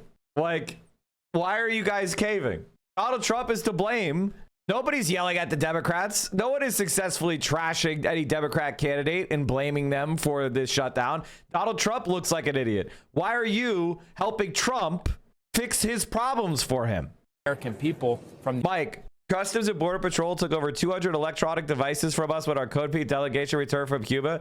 We were denied counsel as well. Don't ever travel internationally with a phone you're not willing to lose. Yeah, absolutely. Would you ever interview a representative from a tenants union? Maybe. I tend to like to keep our interviews to one of two types of people. One, people that have media presence already, or two, people running in a very specific campaign that is actionable. Just because I want to help be more effective. It's not that I like hate local work. It's just I want you to be effective in what you're doing, you know?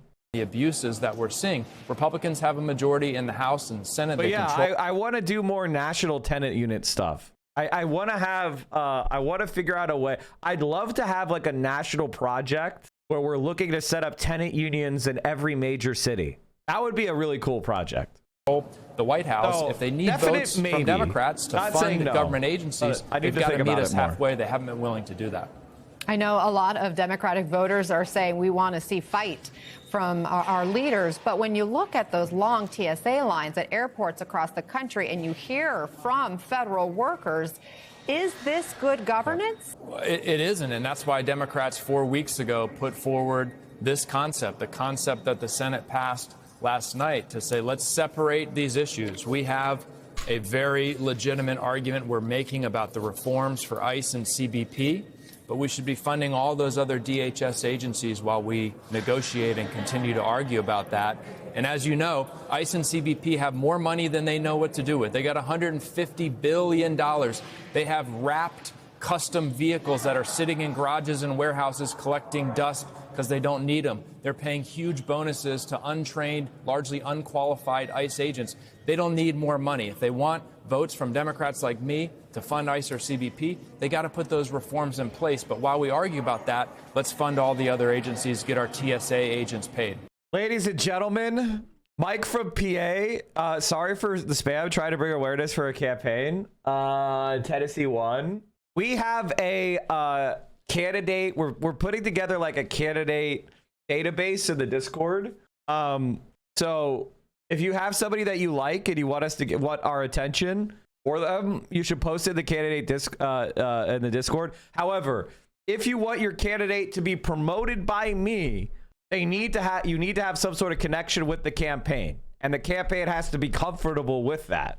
I've already raised $35,000 for congressional candidates this cycle, over the last month. So we are a great resource for campaigns going forward. I hope that we can continue to do fundraisers over the course of the rest of this year for quality champion primaries.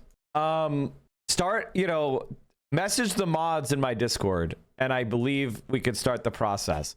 But again, make sure you have some sort of connection with the campaign that we can actually make actionable, Not looking to do state legislator candidates, correct? Maybe. I have done it in the past. Definite maybe. I just need to, for a state legislative candidate, you would definitely have to be able to win. I need a real if you're running for state leg, you need a real campaign. I don't want to basically be your campaign manager. You have to have a campaign that is actually, viable.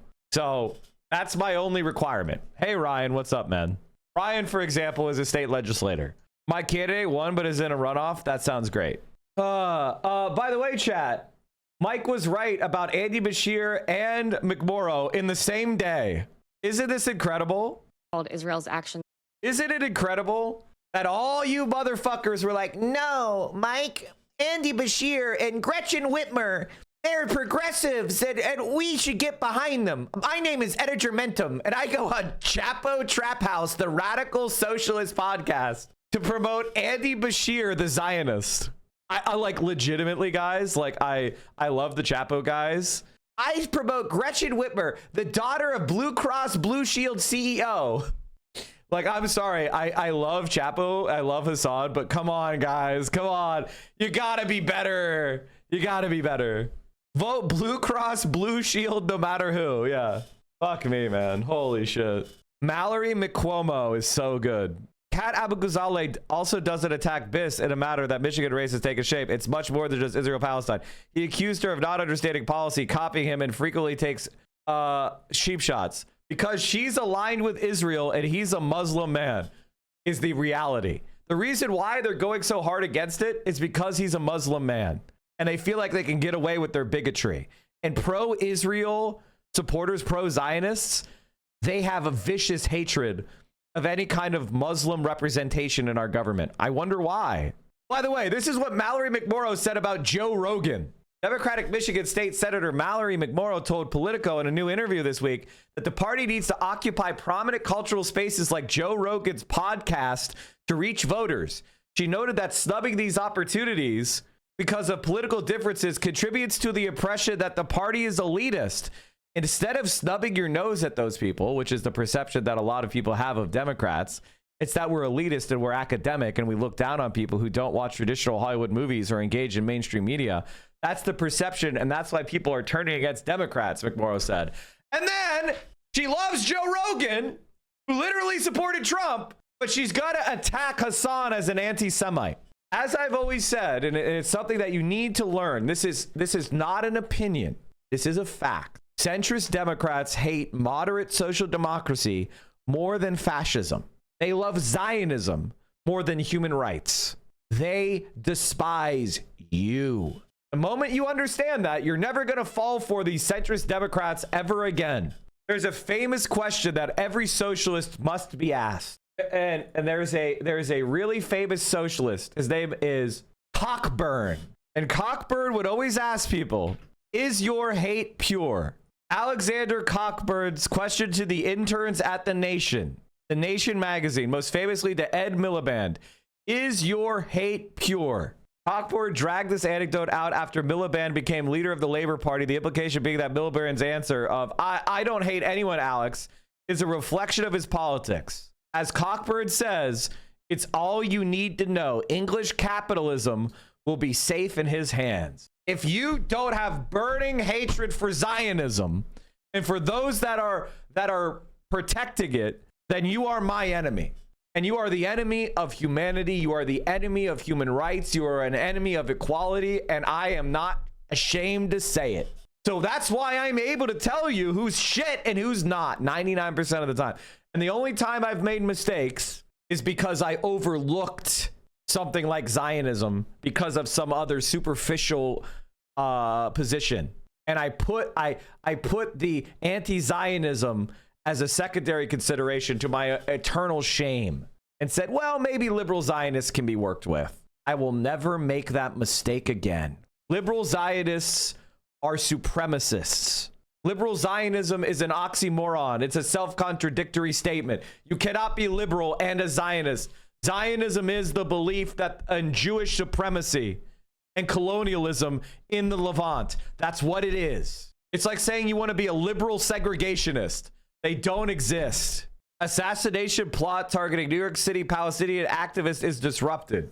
Law enforcement officials did not identify a suspect or motive, but Nardine Kishwani, a co-founder of the pro-Palestinian group Within Our Lifetime, that said she has been targeted, her lawyer said. Nardine Kishwani has drawn the opprobrium of pro-Israel groups for saying she supports the liberation of the Palestinian people by any means necessary, including armed resistance. FBI notified the activist and her legal team late Thursday that one or more arrests have been made in connection with an imminent attempt on her life, but did not identify the suspects or inform her of the motive. What do you guys think the motive is? Who was doing it? Can you imagine if somebody was trying to assassinate Jonathan Greenblatt? Do you think we would be holding their name secret? A common chant within our lifetime protests is Judaism yes, Zionism no, the state of Israel has got to go. The group's tactics and its use of certain slogans have led to accusations that its members are anti-Semitic. Ms. Kishwani has long denied these accusations and argued that her activism opposes Israel's policies and structure as a Jewish state. A common chant within our lifetime protests is Judaism yes, Zionism no, the state of Israel has got... Wow, how anti-Semitic of you. How the fuck is that anti-Semitic? Saying Zionism is intrinsic to the religious or ethnic identity of many American Jews. All right, so here's kind of the problem that we are. This is why we are entering this moment where anti-Semitism is growing, because on the left, I make a strong distinction between the faith of Judaism and the project of settler colonialism in the state of Israel, right? I consider those things to be separate. But a lot of Jewish institutions in America say that me saying they're separate is anti-Semitic. That I am an anti-Semite for believing that Judaism is not an ethno-supremacist religion. They say it is. And I'm an anti-Semite for saying it's not. Now, there's a lot of Jews who agree with me that anti-Zionism that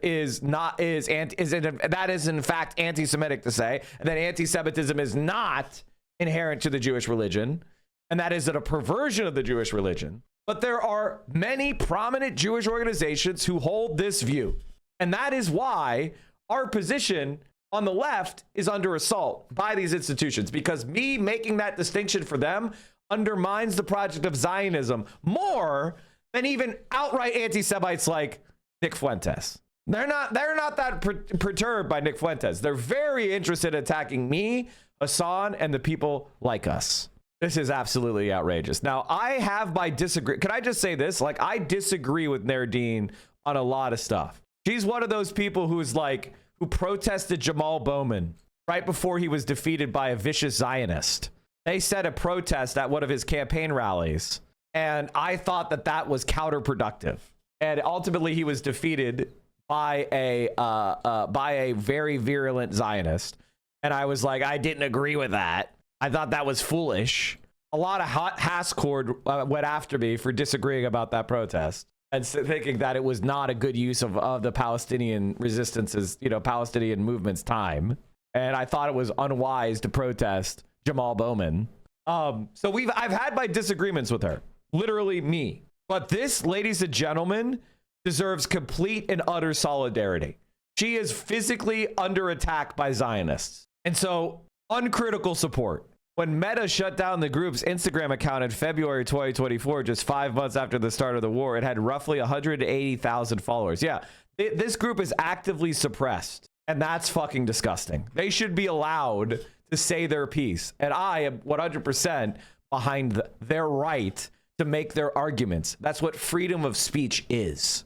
What is Greater Israel, and how popular is it among Israelis? I mean, do we have a video? Oh, thank God. Did you know Israel has never fully defined its borders? I'm talking Most so much countries have maps voice. showing exactly where their sovereignty begins and where it ends, but Israel doesn't. Israel's borders with Egypt and Jordan were first set as armistice lines after the 1948 Arab-Israeli War, then formalized through peace treaties in 1979 and 1994. But its borders with Lebanon, Syria, Gaza, and the West Bank remain undefined and unrecognized. Even within Israel itself, no official map shows agreed-upon national boundaries. That ambiguity isn't a mistake, because as long as Israel's borders are not set in stone, they can keep expanding. This is the story of a borderless project, the Zionist vision of Greater Israel and what it means not just for Palestinians, but for the entire region.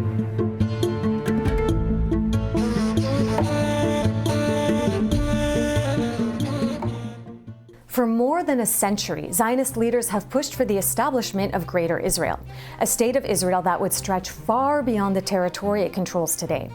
In the late 1800s, well before Israel was established, early Zionist leaders convened to debate their visions for a Jewish state. First, there's Theodor Herzl, a Zionist founder from Vienna who's often called the father of modern Zionism. He envisioned the borders of this future Jewish state running all the way from the Euphrates in Iraq to the Nile in Egypt. Then there's Russian-born Zev Jabotinsky, the ideological forebear of Netanyahu's Likud party. He imagined Israeli sovereignty on both sides of the Jordan River. In 1947, Zionist leaders accepted the UN partition plan that proposed dividing Palestine into two separate states, one Palestinian and the other Jewish. But it was a tactical move. David Ben-Gurion, Israel's first prime minister, made clear that this was just a first step toward eventually gaining control of all of what he envisioned as Greater Israel. His strategy was to secure international recognition for part of the land first, then build military power to take the rest by force. And that's exactly what happened. In 1948, Israel expanded far beyond the UN partition lines during the Nakba, when Zionist militias violently expelled over 750,000 Palestinians from their homes and destroyed or depopulated over 400 Palestinian towns and villages. In 1967, Israel seized the West Bank, Gaza, the Golan Heights, and the Sinai. It only eventually returned the Sinai to Egypt after Egyptian forces retook the territory during the War of 1973. Ever since then, Israel has continued expanding its territory throughout the West Bank by establishing facts on the ground, settlements, outposts, and military zones that have proven impossible to reverse despite being illegal under international law.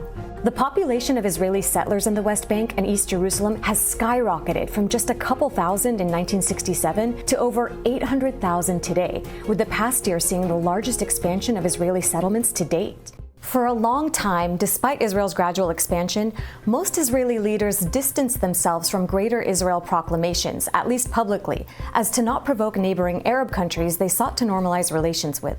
But more radical settler groups like Gush Emunim, a messianic settler movement founded in the 1970s, never abandoned the Greater Israel vision and continued to tie the expansion of Israeli settlement to religious destiny. Their efforts helped fuel the rapidly growing settler movement we see entrenching its control in the West Bank as we speak.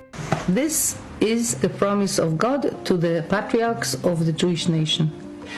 It's 3,000 kilometers. It's almost as big as the Sahara Desert. So this is the biblical Israel. Yes. Can I call it this? Yeah. And this is so which countries are these? And which country? Don't mention. And today, Greater Israel can no longer be disregarded as a fringe idea. Israel's current government is considered to be the most far-right in Israeli history, led by extreme... I mean, this is literally Nazi shit. This is literally Nazi shit. Like, this is Ostplan. This is Lebensraum. It is fucking nuts. It is, what can you say? It's Nazi shit. Ministers like Itamar Ben-Gvir and Bezalel Smotrich, who are making territorial expansion a core component in their political platforms. Even Israeli Prime Minister Benjamin Netanyahu has begun openly embracing it, recently calling the project a historic and spiritual mission. אז אתה שואל אם אני מרגיש שאני בשליחות היסטורית ורוחנית, התשובה היא כן. It's a statement with huge implications, not just for Palestinians, but for the whole region. Israeli soldiers have been spotted wearing Greater Israel patches as they commit genocide in Gaza, and Israeli leaders are calling for the ethnic cleansing of Gaza's entire population to be replaced by Israeli settlers. Some Israelis have gone as far as openly invoking Nazi Germany's Lebensraum doctrine, land conquest for living space, to push for settlement expansion into areas Israel's occupying in southern Lebanon and Syria. In the West Bank, Israel's government recently approved construction of new settlements that would effectively divide the West Bank in two and prevent the establishment of a contiguous, viable future Palestinian state. Because Israel has never officially defined all of its borders, each war, land grab, and bombing campaign has the potential to redraw the map of Israeli control in the long term. Each new fact on the ground inches Israel closer to its ultimate goal of returning Greater Israel into a reality. And each time the world averts its gaze and lets Israel get away with violating its neighbor's sovereignty, Israel's leaders get more emboldened. History shows us that expansionist powers won't stop unless they're forced to.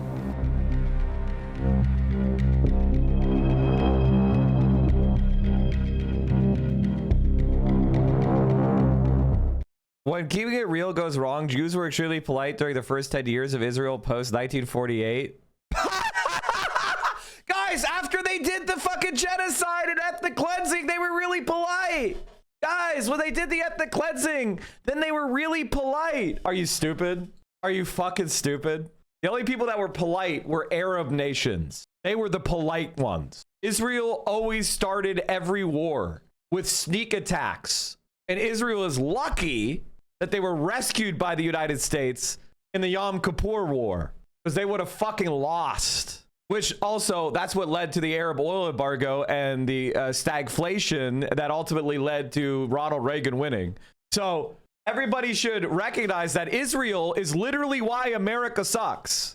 In case you want to know why the Ronald Reagan movement succeeded, it's because of the stagflation of the Arab oil embargo ruining the economy and the neoliberalism. Like literally supporting Israel is why we got Ronald Reagan and all the consequences that went from that. And of course, you know, everybody doesn't want to really deal with the fact that Israel is the font of the far right in the world. And if it goes away, humanity can advance. Ronald Reagan's dope. Ronald Reagan literally destroyed the United States of America, which is one of those things where it's like, if you want to destroy America, then you like Ronald Reagan. Would the USS still be here if Israel didn't have the USSR? The USSR, the problem with the USSR is we needed the USSR to happen.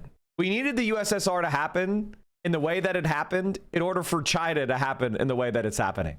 Like, you know, socialism had to experiment with various different methods of development, right? And it had to go through, you know, the USSR had an argument, you know, they had a perspective, they had a way of trying to transition, and it had to be tried, and ultimately it had to be the flaws with it had to be exposed. It is what it is, and you know, we had to learn those lessons. And thankfully, there is a scholar of the USSR who's the president of, the leader of China, Xi Jinping. And Xi Jinping's study of the fall of the USSR is thankfully was his hyperfixation. His understanding of what caused the Communist Party to fall is why China is so strong. So thank God or whatever higher power that Xi Jinping took over China. All right, because without it, we, you know, God knows what we would be. We would probably be in some sort of fucking world war with China. Speaking to a liberation theologist in Cuba, he thinks the USSR did a lot of good, but that their strain of ML was too dogmatist and positivist. I agree with them. I agree with them completely. I agree with that completely. I think that the USSR had a lot of institutional problems. And, you know, it is what it is. I mean, it's hard to make a new country, you know, like, you know, it's not easy. But the development of this USSR was the fastest development in human history until China. So, what exactly is socialist about China? Jeez, ladies and gentlemen. Jeez. We're going to have to watch some Red Pen now. Like, look at this chatter's Frogan logs. It's not working. Okay, Jews did the plague. Okay, this guy's like a little schizo. Okay, we could go ahead and ban him for anti-Semitism. I think my favorite thing is when people talk about when they talk about China, they literally don't know anything about China. They just go off of whatever they half heard. Where's a good example of what he wants?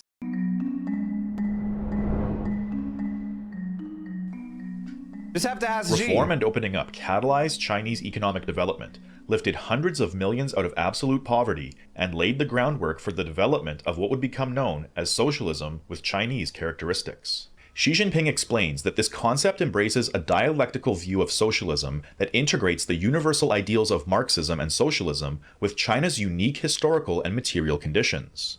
Socialism with Chinese characteristics represents a theory, path, and system of how China will further advance down the socialist road, through the implementation of theory into the practice of statecraft.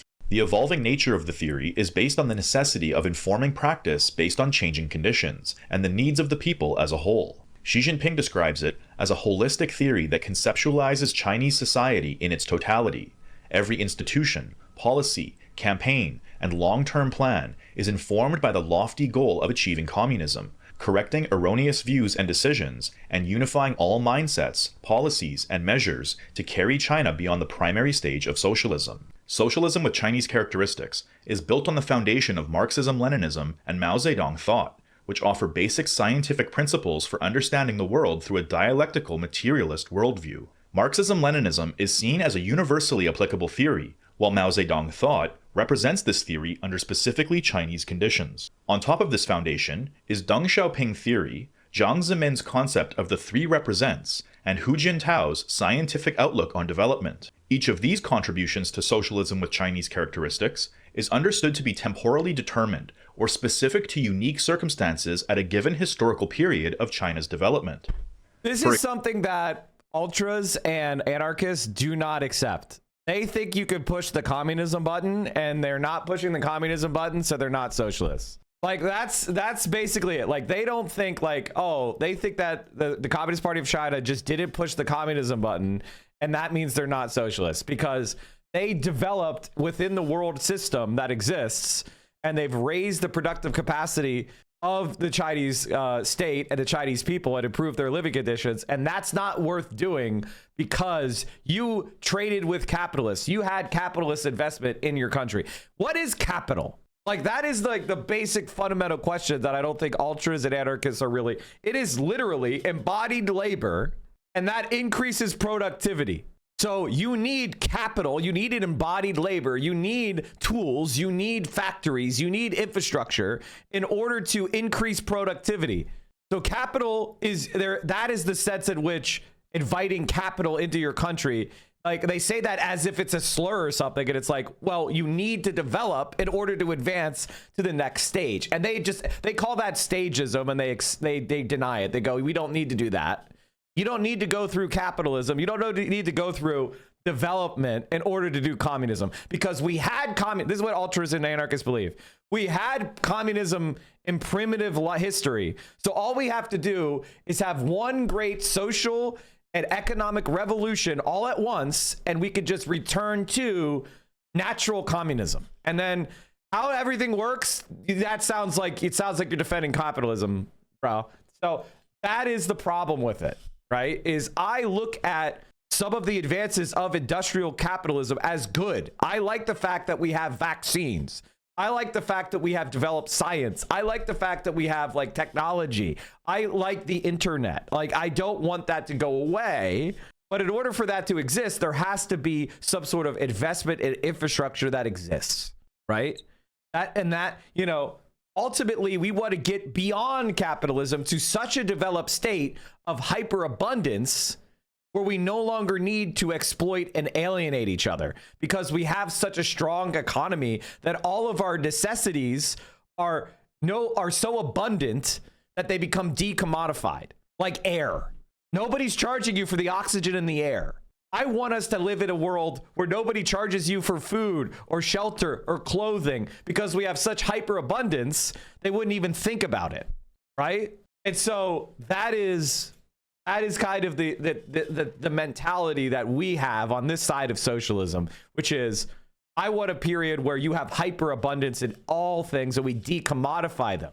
And they just don't agree with that. It is what it is. They just don't agree. For example, in 2004, as China's growing market economy intensified social inequalities, Jiang Zemin found it necessary to reiterate and solidify the party's commitment to people-centered and socialist development by introducing the 3 represents into the party constitution, ensuring the equal representation of economic, cultural, and people-centered development in governmental affairs. Lastly, the most recent contribution to socialism with Chinese characteristics has come from Xi Jinping. Xi Jinping thought marks a significant turning point in Chinese development and the theory of socialism with Chinese characteristics. The term thought has not been used to describe the theory of any paramount leader since Mao, which signifies a deeper level of importance to the contribution. But furthermore, since achieving moderate prosperity in all respects, Xi Jinping emphasizes that China has entered a new stage of development and makes frequent reference to socialism with Chinese characteristics for a new era.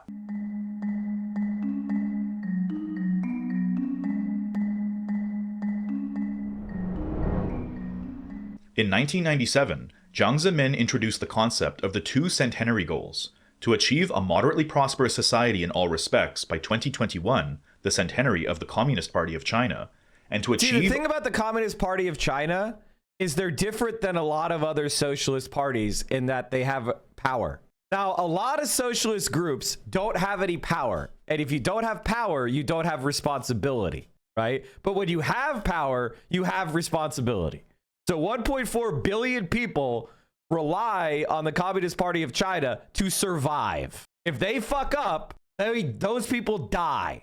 which everyone will point out to you, and if you ever talk about communism or socialism in China, people will point out to you the tens of millions of people that died when various mistakes or famines or calamities happened to the Chinese people. So when you have that responsibility, giving people shelter, giving people food, giving people housing becomes your responsibility. It's very easy to look at China and go, I don't think that's socialist because they have capitalists. But when you have absolutely no responsibility to everyone, it's very easy to criticize in that way. And if you look at China, you cannot deny that the lives of the people in China have objectively improved dramatically since 1949. And so if you don't care about that, if you don't think that's important, you're being childish. And I can't respect your opinion.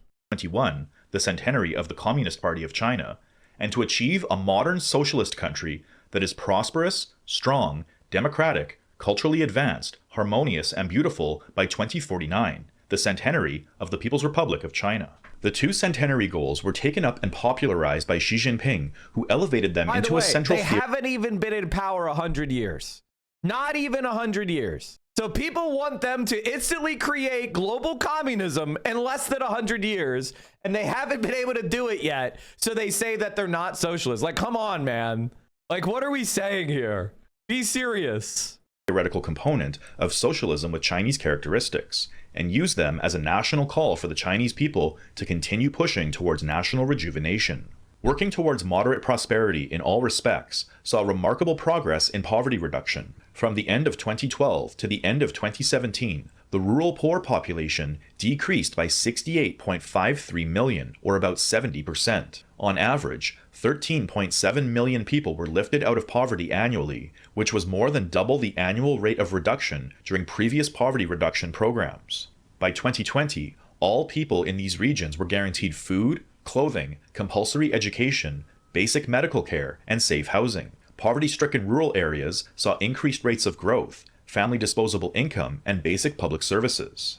China's poverty alleviation achievements are the culmination of people-centered development and economic planning. Throughout the first several decades of China's reform and opening up, means of production were used to produce means of production in order to catch up with the West. However, with the achievement of moderate prosperity in all respects, China's high-tech sector is now quickly approaching and even surpassing the West, standing at the cutting edge of scientific and technological breakthroughs in the fields of AI, quantum information, mobile communication, blockchain, synthetic biology, gene editing, regenerative medicine, cosmology, robotics, and many others. Throughout the late 20th century, Chinese workers produced goods that were exported abroad rather than consumed at home. However, the economic success experienced throughout the 21st century has allowed for greater considerations to be made regarding people's well-being, the natural environment, and social justice. China's new economic strategy emphasizes high-quality development that is innovative, coordinated, green, open, and inclusive. As Xi Jinping says, we must put the people's interests first. Under no circumstances can we ever alter our standpoint of breathing the same air as the people and sharing a common future with them. Nor can we forget our purpose, which is to serve the people wholeheartedly. Nor can we discard the view of historical materialism that the people are the real heroes. Serving the people wholeheartedly and always representing the fundamental interests of the greatest possible majority of the people are the important preconditions and foundation for the implementation and development of consultative democracy. According to Xi Jinping, from 2021 to 2035, China will build on the foundations created by its moderately prosperous society with 14 more years of hard work to ensure that socialist modernization is generally realized. The party's vision is that by the end of this stage, China's economic and technological strength will have increased significantly, the rights of the people will be adequately protected, social etiquette and civility will be enhanced, people will lead more comfortable lives, the size of the middle income group will have grown significantly, a modern social governance system will have taken shape, and society will be full of vitality, harmonious, and orderly. Xi Jinping emphasizes that this process represents the movement towards the higher stage of socialism. Achieving communism is the highest ideal of the Communist Party of China, and party members, particularly party officials, should maintain a firm belief in lofty communist ideals, along with the common ideal of building socialism with Chinese characteristics, and pursue them with dedication.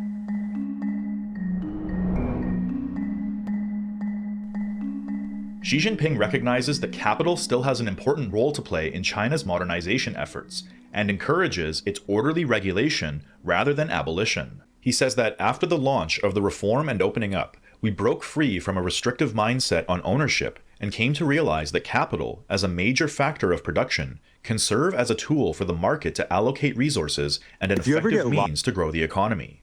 Yet we must be aware that capital is profit-driven in nature, and if unregulated and unconstrained, it will cause immeasurable damage to the economy and society. The 2008 global financial crisis has taught us that allowing capital to blindly pursue profit will result in chaos, and that global prosperity cannot be built on the shaky foundations of a market without moral constraints. The growing gap between rich and poor is both unfair and unsustainable. It is important for us to use both the invisible hand and the visible hand to form synergy between market forces and government functions, and strive to achieve both efficiency and fairness. Basically, if Bernie Sanders said this, people would be like, yeah, exactly, based. But it's very funny that people will look at this and go like, oh my God, these guys aren't socialists. You know what I mean? It's because they use the existing global system to try to develop the country. That means they're not actually socialists, not a socialist country, guys. We should support fighting a war with them. Achieve both efficiency and fairness. We must set up traffic lights for capital flows. Traffic on the road needs to be controlled with traffic lights. Likewise, capital also needs to be regulated. No capital of any type can be allowed to run out of control. We must prevent the unchecked growth of capital and combat monopolies, exorbitant profits, sky-high prices, destructive speculation, and unfair competition. This is actually why they hate Xi Jinping, by the way. Because up until Xi Jinping came into power, the capitalists in the West thought, haha, the communists are all cynical, they're all corrupt, we're going to bribe them all, they're all going to become billionaires, and then it's going to go the Soviet Union way, and eventually they'll just get rid of the whole communist, the communist aesthetic, and they will embrace oligarchy just like Russia, and we'll be able to exploit China to the maximum degree. It'll be like another India. We'll just have their workers, we'll have them make cheap crap, we'll pay them poverty wages, and China's Communist Party will be full of corrupt officials profiting for themselves. That's what they thought would happen, right? That was their belief, that we would capture China and turn it into another place of hyper exploitation for our own personal profit. Then Xi Jinping came into power and he started cracking heads of capitalists, and he started, focusing on poverty alleviation. He started focusing on, advancing socialism, on correcting and catching corrupt officials, and, focusing on, equal development. And he set all the communist cadres out in a huge mass line project to alleviate poverty around the country. That's where they remove, so that process, and then all the capitalists were like, oh, China's our enemy. Their economy is getting too big. It broke out of the cheap crap light industry that we had them in, and it started to become dominant in higher and higher forms of value added technology like green energy and electric vehicles and microchips and Wi-Fi and smartphones and et cetera, et cetera. So then we started panicking, because that's supposed to be what the West does. The West is the country that is supposed to have the super high value add advanced manufacturing. That's not supposed to be in China.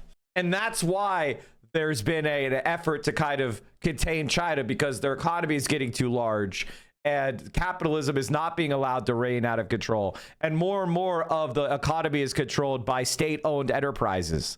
And so now they're like, oh, fuck, we allowed a communist country to develop with access to the world market. They wanted to, they like with Vietnam, they had it under, after we lost the war in Vietnam, do you know what we did to Vietnam? We sanctioned them. We denied them from the global economy. You know what we did to Cuba? You know what we're doing to Cuba right now? It's so that we can say, look what happens when you get socialism.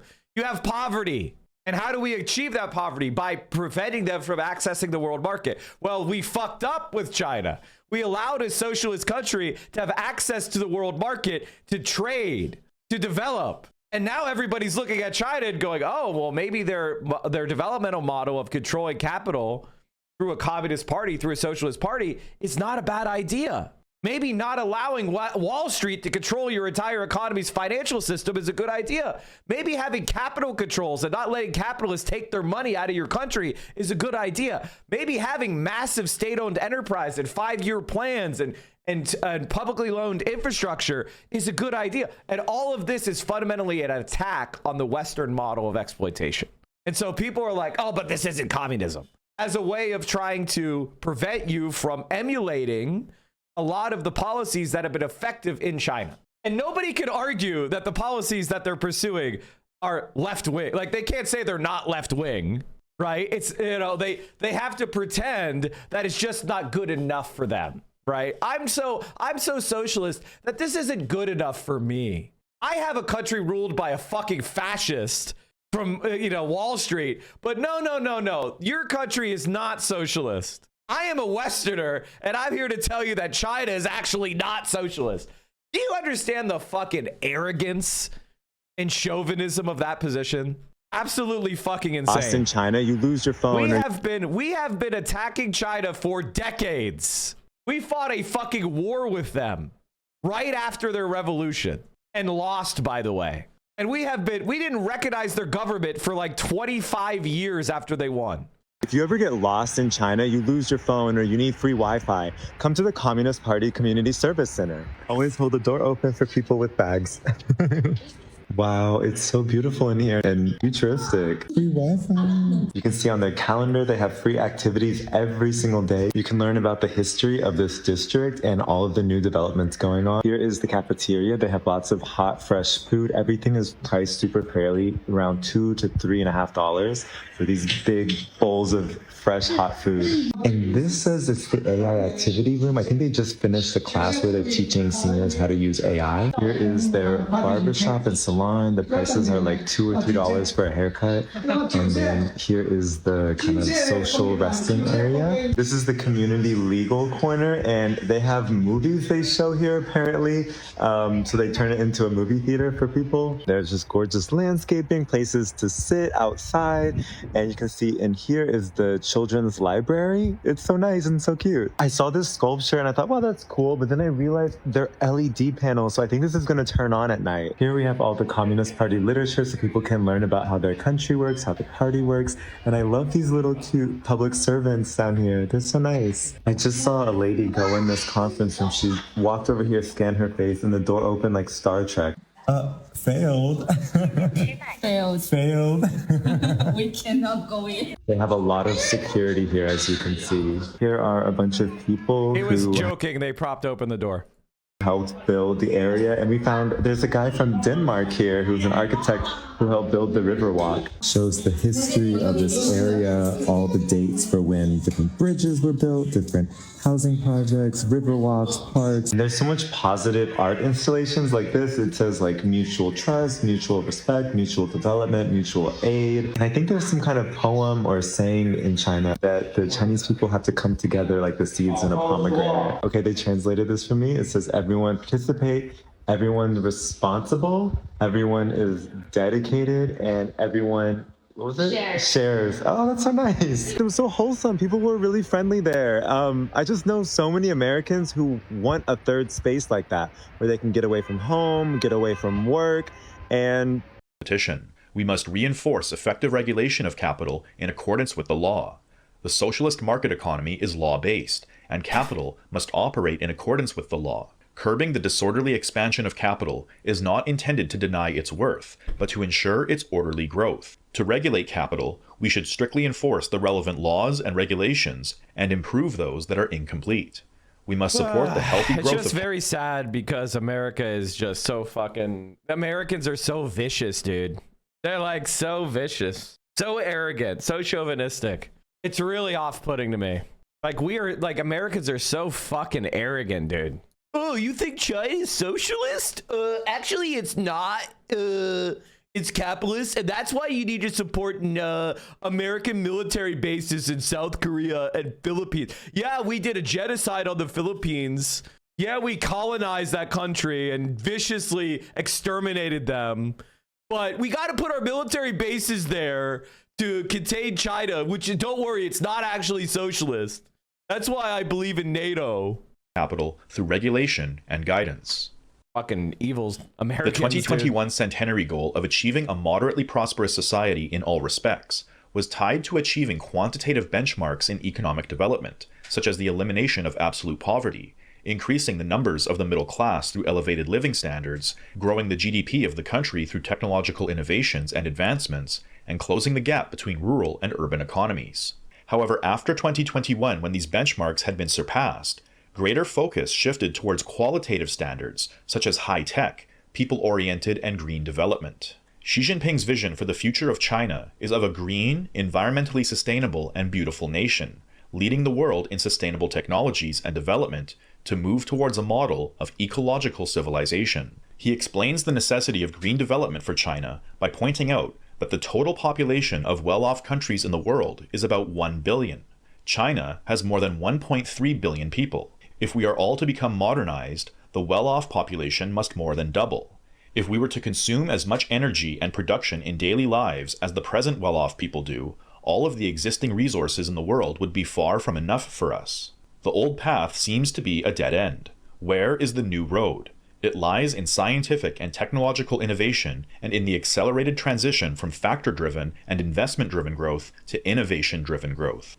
In an overall effort of progress, an American system must have American socialist system must have American characteristics. Exactly. We can't copy and paste Chinese history onto us.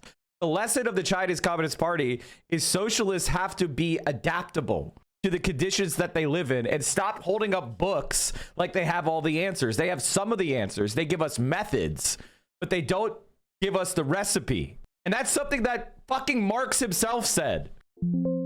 There's something that people that criticized Marx said. They were like, you didn't give us an exact playbook. About never having set out a comprehensive view of socialism, one of his French critics of capitals asked Marx why he didn't write recipes for the cook shops of the future. Marx accepted that he was not doing so. Marx was not outlining future society, and he explained what he meant about this. And the German ideology, he said, communism, by which we mean socialism, is not for us a state of affairs, an idea of which reality will have to adapt itself. We call communism the real movement which abolishes the present state of things, and the conditions for this movement result from the premises now in existence. What Marx meant by movements, we find in what he set out in his introduction to Capital. This movement was the economic laws of motions of modern society, and he explained that his purpose in writing Capital was to discover these economic laws. So that's basically what I'm trying to say, is a lot of people will be like, oh my God, the communists of China have not achieved full socialism and abolished capitalism in every respect. Therefore, they're not a socialist country.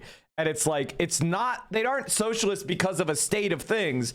They're socialist because of the process and the goals that they are pursuing and the methods by which they achieve them. That is what you evaluate as whether or not they are pushing towards socialism or not. And I don't think any fair look at Chinese progress can tell you, oh yeah, they're definitely not socialists. That's fucking nuts, in my opinion. Progressing towards a future that is both prosperous and sustainable, China's high-tech sector continues to develop new green technologies, such as electric vehicles, hydropower, nuclear energy, energy storage systems, smart grids, green infrastructure, solar and wind energy, as well as carbon capture technologies. We should endeavor to build a green, clean, and beautiful world. The Earth is the only shared home for humanity. Now, a few individuals are trying to find a new home in outer space, but that is still a distant dream. In the foreseeable future, human beings still need to live on this planet. This is a fact that will not change. We must defend the Earth's boundaries, both tangible and intangible, to ensure harmony between humanity and nature. We need to improve planning regarding our territorial space, implement our functional zoning strategy, and draw up red lines for ecological conservation. We should accelerate efforts to establish a system of nature reserves, improve biodiversity protection networks, and set reasonable spatial limits for economic and social activities. We will never again seek economic growth at the cost of the environment.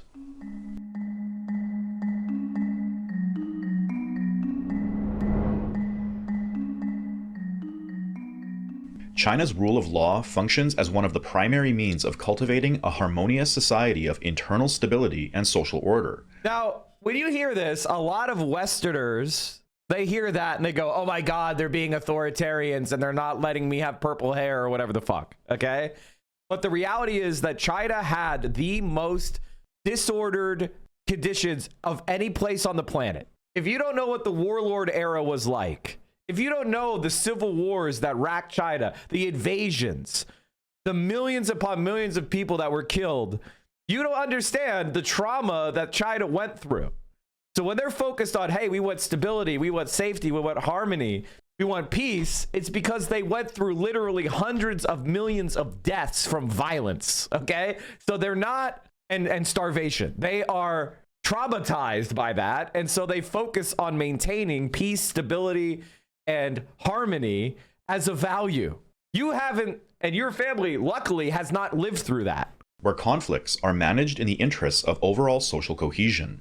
The Democratic People's Dictatorship is composed of the 4 classes of Chinese society: the national bourgeoisie, the petty bourgeoisie, workers, and farmers. Deng Xiaoping pointed out that although China's socialist economy and political system were imperfect, they have continued to improve and are much better than the capitalist system, based on the law of the jungle and the principle of getting ahead at the expense of others. Our system will improve more and more with the passage of time. By absorbing the progressive elements of other countries, it will become the best in the world. Capitalism can never achieve this. Elsewhere, he added, democracy in capitalist societies is bourgeois democracy. In fact, it is the democracy of monopoly capitalists. It is no more than a system of multi-party elections, separation of judicial, executive, and legislative powers, and a bicameral legislature. Ours is the system of the People's Congress and the People's Democracy, under the leadership of the Communist Party. We cannot adopt the practices of the West. The great advantage of the socialist system is that when the central leadership makes a decision, it is promptly implemented without interference from any other quarters. In contrast to the Anglo-American legal system, based on the supposed separation of legal powers, the Chinese system was created through a combination of socialist innovation and traditional Chinese practices to produce a legal system that is not only functional, but also promotes harmony and moral virtue by reflecting the democratic will of the Chinese people. According to Xi Jinping, Chinese law epitomizes the ethos and wisdom of the Chinese nation and contains many excellent ideas and concepts worth passing on. These include the governance strategy of enforcing public discipline through the application of both morality and law, the people-centered concept that the people are the foundation of the state, and only when the foundation is solid will the state be stable, the wish for social harmony without lawsuits, the idea of prudence that prioritizes moral enlightenment over legal punishment, the concept of equality that advocates passing judgment in accordance with the law and ensures that the punishment fits the crime, and the principle of leniency towards widowers, widows, orphans, childless couples, the elderly, children, women, and people with disabilities. All of these shed light on the wisdom of Chinese traditional legal culture. Despite the many examples of Chinese law reflecting the democratic will of the masses, Western critics insist on characterizing the Chinese system as authoritarian, framing China as desiring to expand its control outward. But Xi Jinping responds to these accusations by reiterating that China will never seek hegemony. As China continues to grow, some people start to worry. Some take a dark view of China and assume that it will inevitably become a threat as it develops further. They even portray China as being a terrifying Mephisto who will someday suck the soul of the world. Such absurdity couldn't be more ridiculous. Yet some people, regrettably, never tire of preaching it. This shows that prejudice is indeed hard to overcome. In addressing the question of whether the party is above the law, Xi Jinping stated, "This question itself is problematic and is a political trap. We must leave no room for confusion, but answer the question clearly. Party leadership and law-based governance are not in conflict, but inherently coherent. Our country's laws embody the will of the party and the people, and our party acts in accordance with the law, which manifests an inseparable relationship between the two. All party members should keep in mind that the party leadership is the soul of our country's socialist rule of law and the biggest difference between Chinese and Western rule of law." Gen Z thinks everything is AI. This is not AI. This is not even close. If you know what AI looks like, this is not AI. This is just a guy reading a voiceover with his various. There's no AI. Also, this is like older than AI tools being available. I mean, I guess it's like 2 years old. Like, this stuff is not AI. 2 years ago, AI was really bad. China is the 4th largest country in terms of geographic territory, the 2nd most populous country with 1.4 billion people, the world's 2nd largest national economy, and it holds a permanent seat on the UN Security Council. However, China's economic underdevelopment has historically hindered its ability to outwardly exercise power or influence. Progress towards the Chinese dream of national rejuvenation is therefore also tied to the party's desire to restore China's pride and place on the world stage. Xi Jinping's vision for China's global role is deeply influenced by the principles of peaceful coexistence and mutual benefit.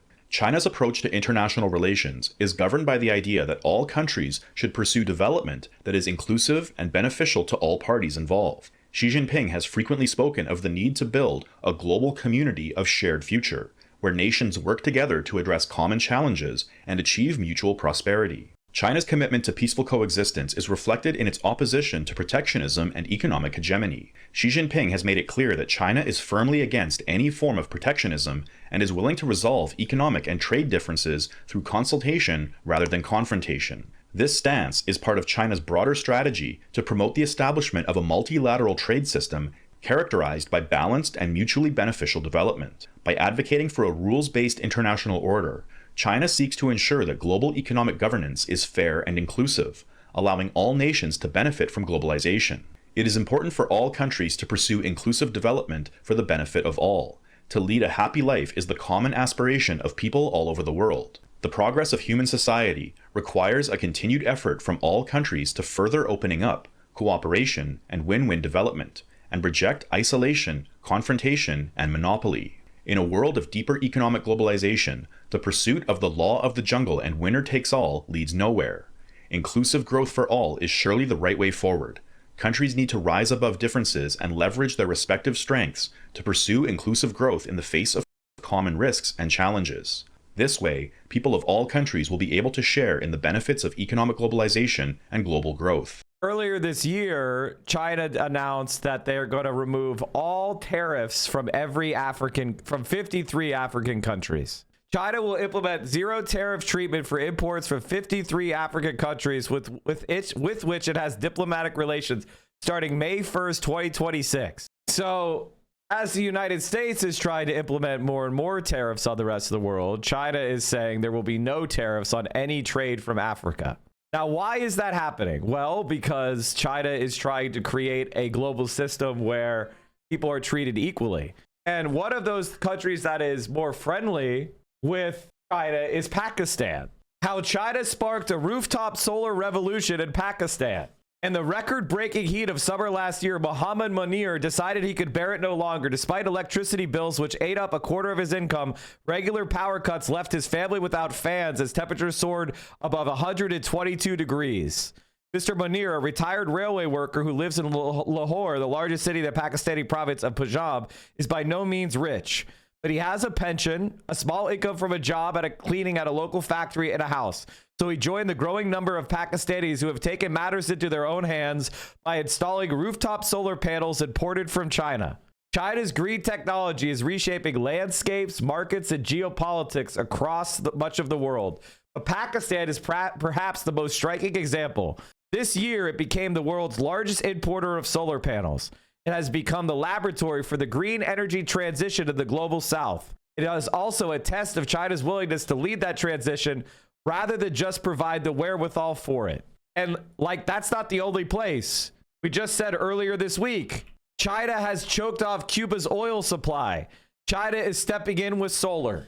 China-backed solar parks could be supplying as much as 10% of Cuba's electricity, researchers say. And they're not just selling them panels. China is sending experts and batteries to help replace the oil-dependent Cuba electrical grid with a solar and battery energy grid to help Cuba, respond to being cut off by the United States. I do believe that I'll have the honor of taking Cuba with some form, whether I take it, free it, take it. I think I could do anything I want with it. If you want to know the truth, they're a very weakened nation right now. Listen to the way that we talk about the world.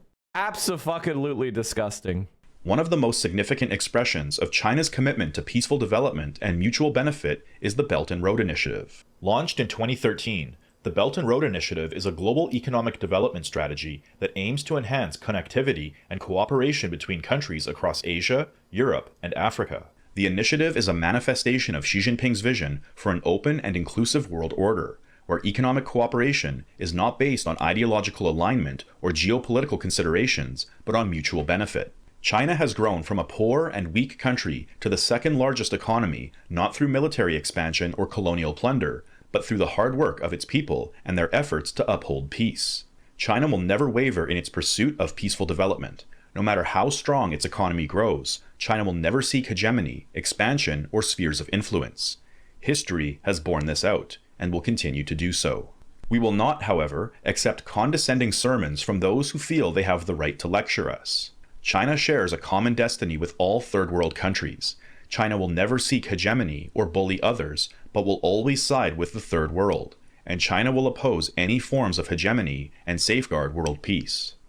Xi Jinping has repeatedly emphasized that the Belt and Road Initiative is not a geopolitical or military alliance, but an economic initiative aimed at fostering global development. The Belt and Road Initiative was launched in response to the call for reforming the global governance system. It is an open and inclusive process that does not exclude any party. It is not designed to form an exclusive bloc or China club. Its participation is not based on ideology, and is certainly not a zero-sum game.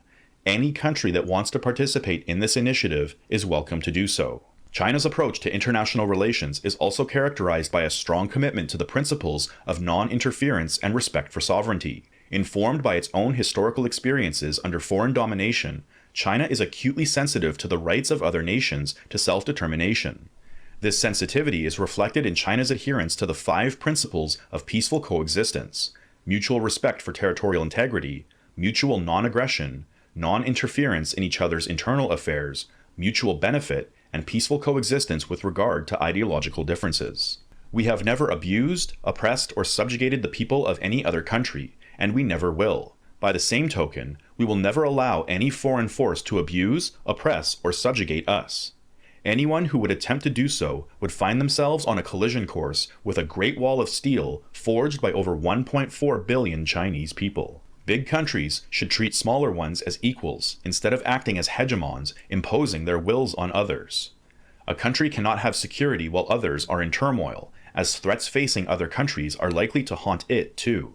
When neighbors are in trouble, instead of strengthening one's own forces, one should extend a helping hand to them. As the saying goes, united we stand, divided we fall. All countries should pursue common, comprehensive, and sustainable security through cooperation.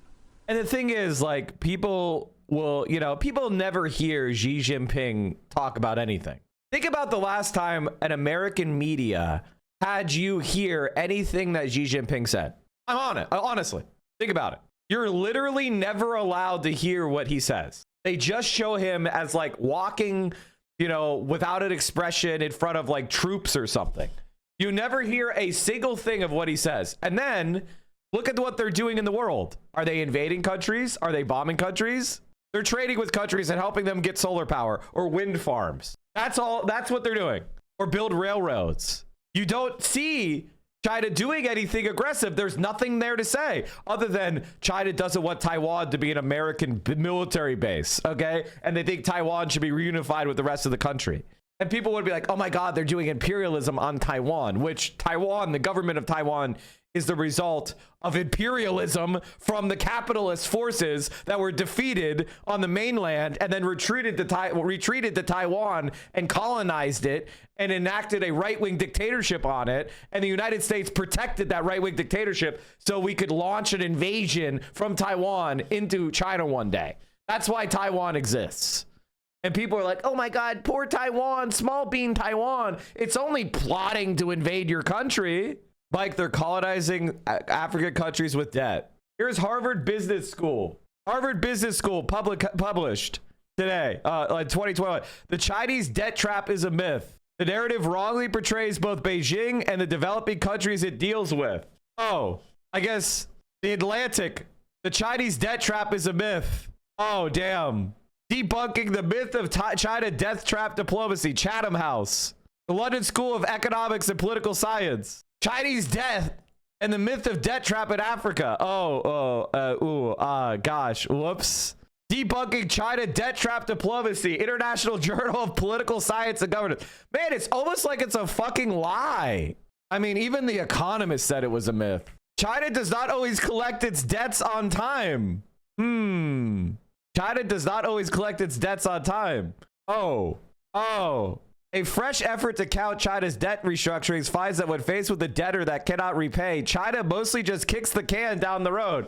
Oh, so when someone doesn't pay back their debt, China just says, meh, that's okay. So you borrow billions of dollars from China to invest in Africa, and then when the African countries are having trouble paying it back, China just says, that's okay, don't worry about it, man. Comprehensive and sustainable security through cooperation. For all the rhetoric about a clash of civilizations or the superiority of one harvesting lie. The organ harvesting isn't a lie. It's just the wrong country. It's actually, they misread. It's actually Israel. For some reason, the story got changed to it being China. I don't know why. I think it was like the Falun Gun cult, but our organ harvesting is actually being done illegally by Israel. So if somebody says, oh, they're illegally harvesting organs, it's actually Israel that did that. I don't know why people think China did that. That's not true. Here's the article if you want. And there's more. Like Israel has the world's largest skin bank because they take it from Palestinians. Israel's skin bank paradox and organ harvesting allegations. This was from December of last year. We examined the data behind Israel's skin banks and how religious objections in the country contribute to a chronic shortage of voluntary donors, fueling a demand for alternatives, but they take them from Palestinians that they kill. So anyway, that's the organ harvesting stuff. As far as organ donation in China, I believe China practices opt-out organ donation, meaning that people are assumed to opt into organ donation unless they explicitly opt out. So, and that includes people that have been like, and so people say that, oh, you're harvesting without consent, but they assume consent as opposed to in America, it's opt in, where you have to opt into organ donation. But in China, I think they have an opt out system. So they assume that you want to donate unless you specifically say you don't.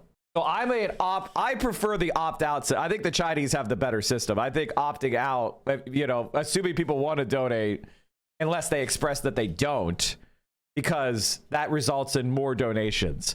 And a lot of times with donations, if you have to wait for like a next of kin to like say it's okay, oftentimes that can result in like organs dying or becoming untransplantable because you waited too long. So I think it's better. Like I respect people's right to say they don't want to donate, but I do think that having the society just be assuming you would like to donate is better. What are your thoughts on the fishing expedition they're pushing through Peru? What are your thoughts here and how it's being handled? Personally, listen, every country has individuals that are doing bad behavior. And I think that if the people of Peru have an objection to some, a group of fishermen doing a thing, I think that should be brought forward and said, hey, you are abusing X, Y, and Z. And that is the appropriate. I think that if you don't think that the United States does exactly the same shit, U.S. fishermen do exactly the same shit, you're insane. The medical industry is more corrupt than you realize, Mike. No, I realize. I'm just explaining. I'm not saying China doesn't do anything wrong ever. Like, that's not my point. My point is, though, that they are a country that is demonized like insanely, and it's crazy. And I'm correcting it by showing you what China really stands for. And then you make your own judgment from there. And I happen to think that China has a lot of positive things that we can learn from it. And when I disagree with them, I'll disagree with them. But in reality, I think China is actually pursuing a lot of good. They're making a lot of good decisions, and we should copy those progressive elements. There's a difference between saying it's a socialist country and it's a country that's achieved socialism. The Communist Party of China is undoubtedly a communist party, but they haven't achieved communism. Being socialist means that you're working toward the goal of socialism, and after that, exactly, and that's what Xi Jinping says. He says we have not achieved socialism. He says that. He says you're right. China has not achieved socialism. I don't deny that. We're working to that. Like he says, that's what he says. He's not trying to pretend like, oh, what we have in China is perfect. He has never said that. And it's weird when people put those words in the mouths of the leaders of China or the Chinese people. They've never said that. And by the way, Chinese people are diverse. Some Chinese people don't agree with communism. There are right-wingers in every country. Thankfully, they don't have any power. Civilization over another. It is the diversity. They do have slave labor, but whatever. No, that's fucking crazy, bro. The United States of America has the largest slave labor of any country in the world. Like, come on, man. Of civilizations that sustains human progress. Indeed, mutual learning between different cultures is a shared aspiration of all peoples.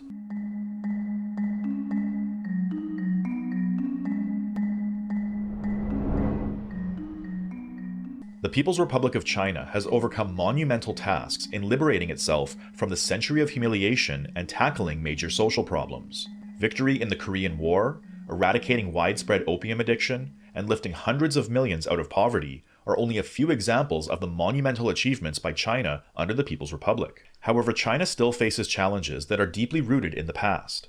One of the greatest and most persistent challenges facing China today is the need for national reunification with Taiwan. When China was a weak country, the Japanese invaded and occupied Taiwan, inflicting a traumatic experience on all Chinese people on both sides of the straits. While Taiwan was under Japanese occupation, many Taiwanese shed their blood and laid down their lives to fight against this encroachment on China's sovereignty, proving they were inseparable members from the extended family of the Chinese nation. The Chinese nation has an honorable tradition of opposing division and safeguarding unity.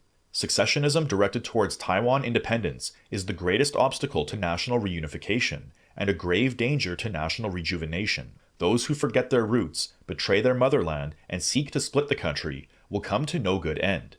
They will be condemned by the people and indicted by history. Taiwan is seen by Xi Jinping as an inalienable part of China, and the Taiwan question as a wound left by history. He states that the blood of the Chinese nation flows in every Chinese person, and the bond between people on both sides of the Taiwan Straits cannot be altered by any force. We people on both sides of the Taiwan Straits are Chinese and share a natural affinity and national identity built on kinship and mutual assistance, a fact that can never be altered by any force or any people. Xi Jinping invites all Chinese on both sides of the Taiwan Straits to recognize their common history, reunite as a people, and share in China's growing prosperity. We must handle cross-straits relations on the basis of a clear understanding of the trend of history. The great renewal of the Chinese nation has never been closer thanks to the tireless efforts of all the sons and daughters of China. We should view from high ground the great trend of history with changing times and the rise of the Chinese nation, and realize that the peaceful development of cross-straits relations has become part and parcel of China's great renewal. Sooner or later, we will have to resolve the political disputes that have long existed in cross-straits relations rather than leave them to later generations. No one should underestimate the resolve, the will, and the ability of the Chinese people to defend our national sovereignty and territorial integrity. The complete reunification of our country can and will be realized. Now, I think a lot of people, if you're a Westerner, you've always looked from this from the perspective of anti-communism. Like, that's the reality. Like, anti-communism is the way. So we have supported literally fascist forces in Taiwan as they killed indigenous activists, trade unionists, liberals, progressives, socialists, and communists. And Chiang Kai-shek, who led the Taiwanese government, said that it's better that 1,000 innocent people be killed than one communist go free. And that was the policy of the Taiwanese government for 40 years. Better that 1,000 innocent people be killed than one communist go free. Or one socialist go free.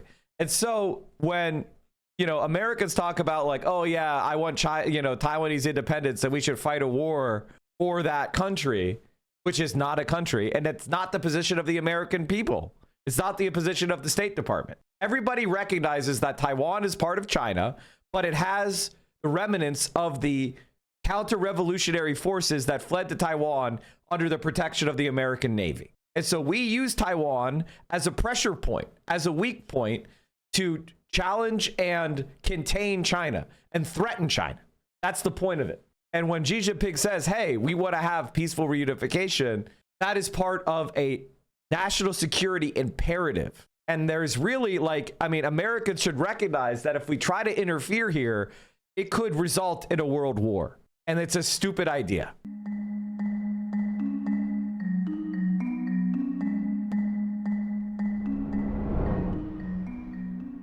While historic challenges such as national reunification continue to persist from the past, the new era is also giving rise to new challenges. Perhaps the greatest and most threatening problem confronting China in the new era is the threat to the Communist Party's authority amid the growing economic power of the national bourgeoisie. If the economic power of the national bourgeoisie is translated into political power, it threatens to strengthen counter-revolutionary tendencies and drag the country back into factionalism, violence, and chaos. Therefore, the party keeps tight controls and regulations on the economic power of the national bourgeoisie in order to suppress its political power. This is also why Xi Jinping frames corruption as an existential threat facing the party. The biggest threat our party faces as a governing party is corruption. Facts prove that if corruption is allowed to spread, it will eventually lead to the destruction of a party and the fall of a government. In combating corruption and upholding integrity, we must also oppose ideas and practices smacking of privilege. Members of the Communist Party of China are at all times ordinary members of the working people.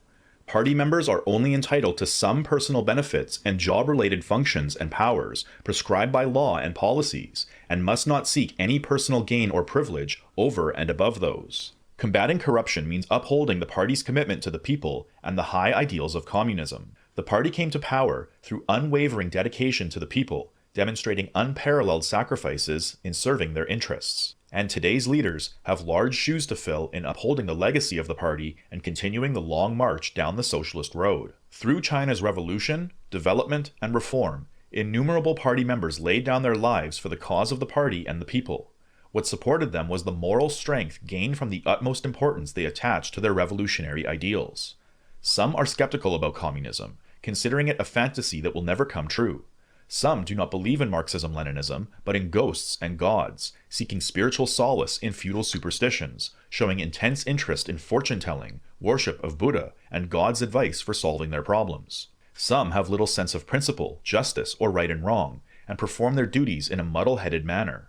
Some even yearn for Western social systems and values, losing their confidence in the future of socialism, and others adopt an equivocal attitude towards political provocations against the leadership of the Communist Party of China, the path of socialism with Chinese characteristics, and other matters of principle. They passively avoid relevant arguments without the courage to express their opinions, or even deliberately deliver ambiguous messages.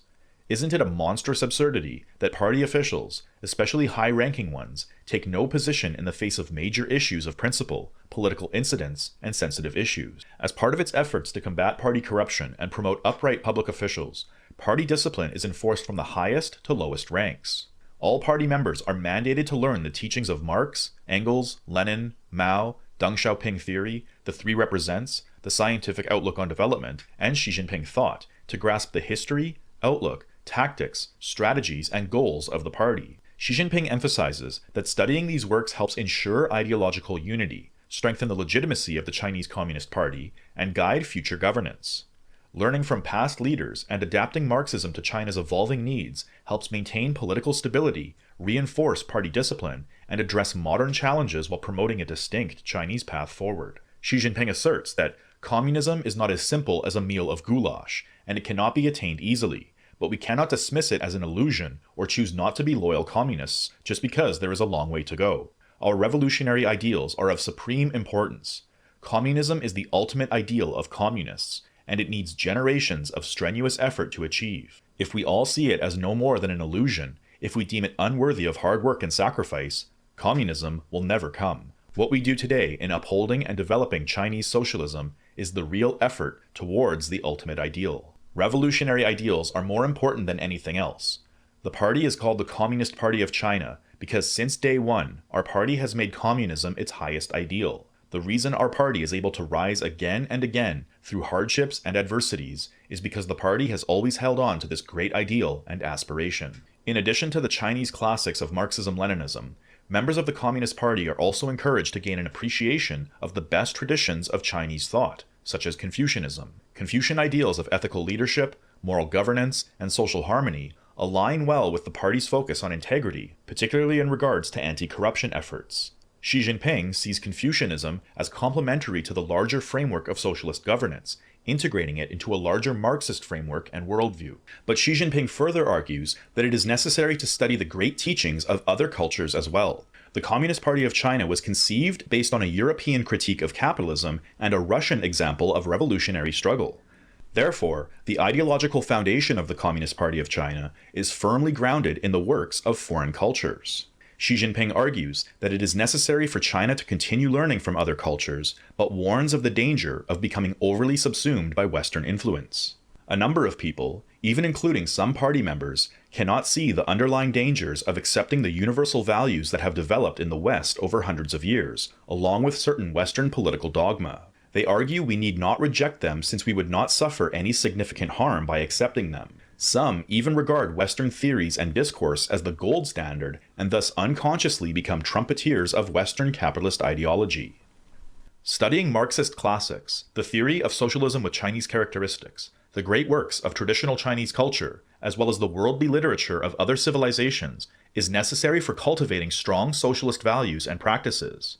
Xi Jinping explains that the core socialist values that we should cultivate and practice are prosperity, democracy, civility, harmony, freedom, equality, justice, the rule of law, patriotism, dedication, integrity, and friendship. This not only means adhering to the constitution, direction, and strategy of the party, but going beyond what is required through a sense of patriotic and socialist duty in contributing towards national rejuvenation. The ideal party official is honest, well-read, incorruptible, pragmatic, and unwavering in his or her commitment to the lofty goal of achieving a communist society. However, only a small minority of party members approach this high standard. Some party officials have learned socialist theory by rote and don't have a firm grasp on how their role relates to the broader social totality. Some party officials simply join the party as a means of advancing their careers in the public sector.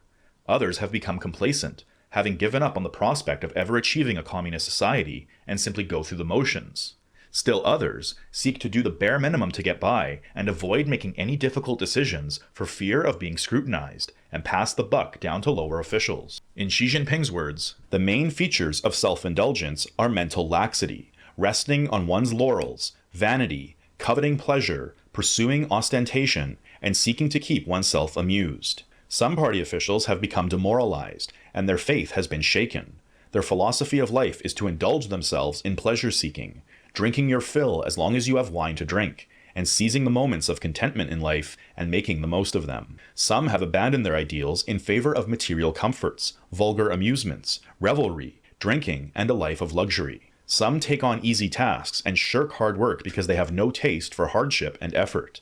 They lack motivation and new goals because they are happy with the status quo, satisfied with their limited knowledge and understanding, and content with their past achievements. They idle through the day, flipping through newspapers, drinking tea, and chatting, their gaze wandering abstractly because they have no purpose.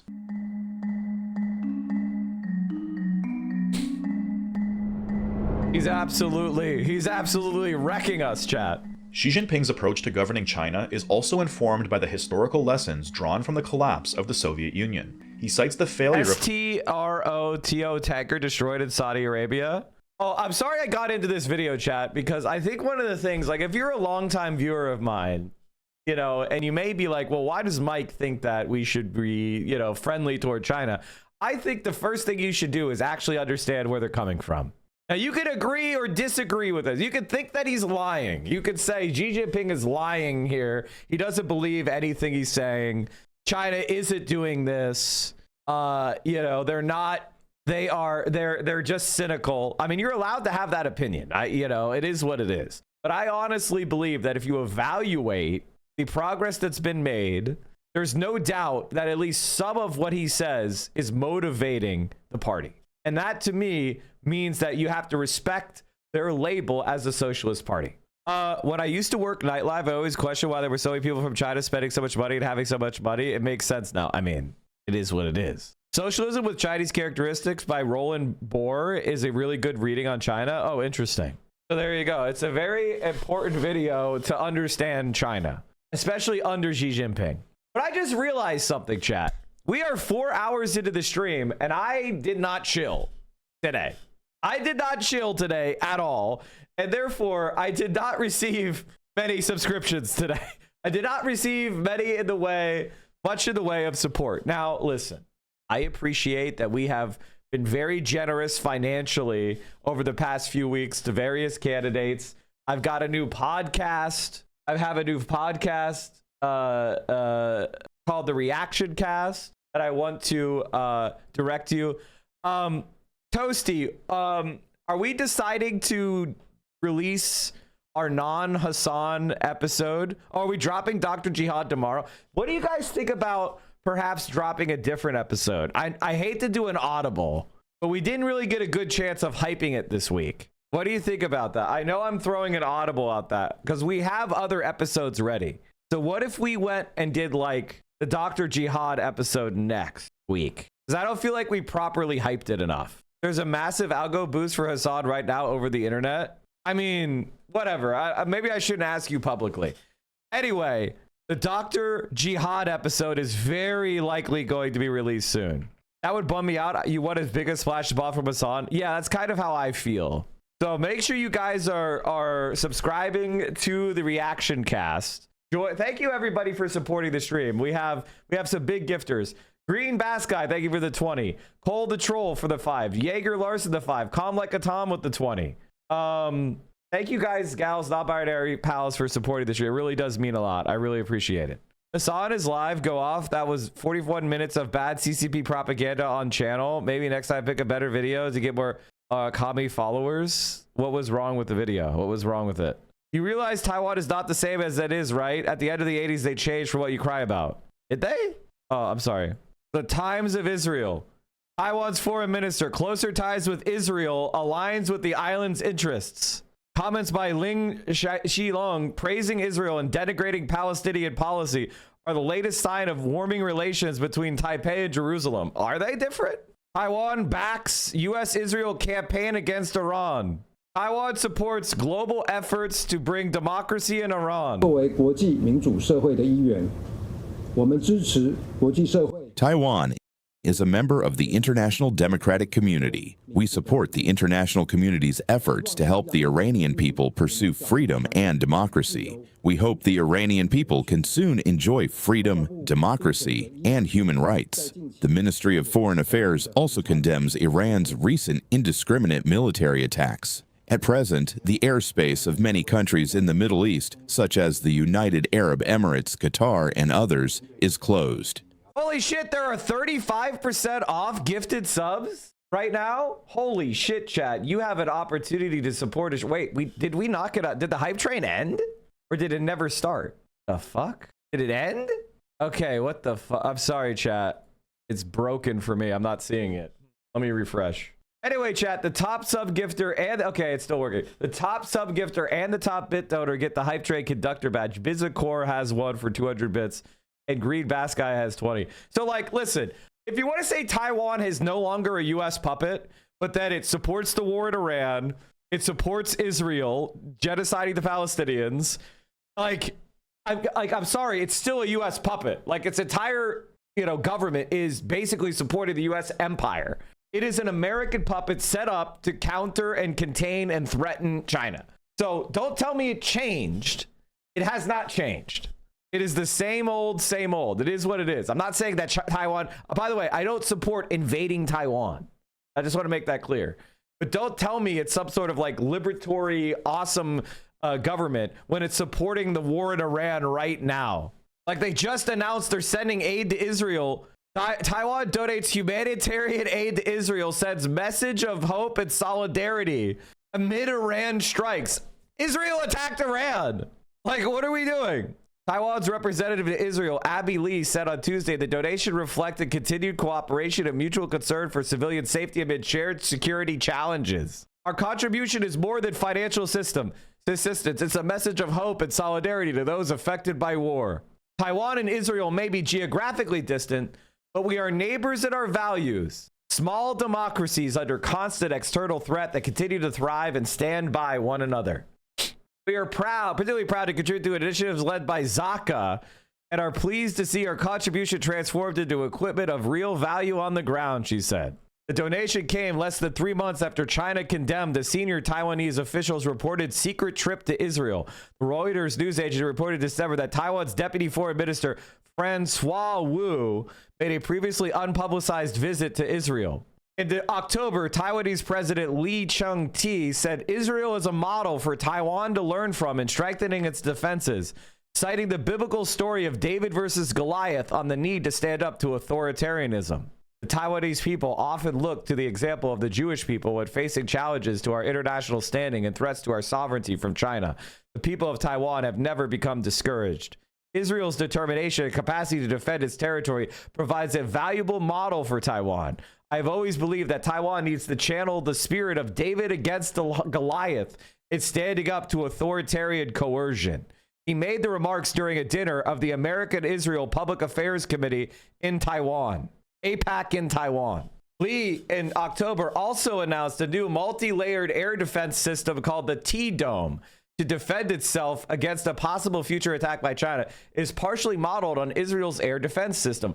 Lai told APAC dinner that T-Dome had been inspired by Israel's Iron Dome missile defense system, as well as Trump's Golden Dome missile defense shield plan. I believe the trilateral Taiwan-U.S.-Israel cooperation can help achieve regional peace, stability, and prosperity, he said. The diplomatic Israel condemned China's human rights violations. These diplomatic moves amid an already tense relation with China, strained by the start of the war in Gaza. In September, Israeli Prime Minister Benjamin Netanyahu accused Beijing, along with Qatar, of funding a media blockade against the Jewish state. According to a report released by the Institute for National Security Studies, an Israeli think tank, China has increasingly used state media and covert campaigns to spread anti-Israel and anti-Semitic narratives in the United States. The report examined how China's state media portrays Israel and the United States as solely responsible for the war in Gaza, depicting them as destabilizing actors while spreading anti-Israel and anti-Semitic messages. So, like, I'm sorry, guys, but, like, you know, Taiwan is part of the project to spread American imperialism. Like, and they say it. It's not me. I didn't make them do this. You know, I didn't make them say this shit. I didn't make them have APAC in Taiwan or whatever the fuck. Like, this is their decision to support a genocide. And I am observing it, and I'm saying that's bad. And I don't like that.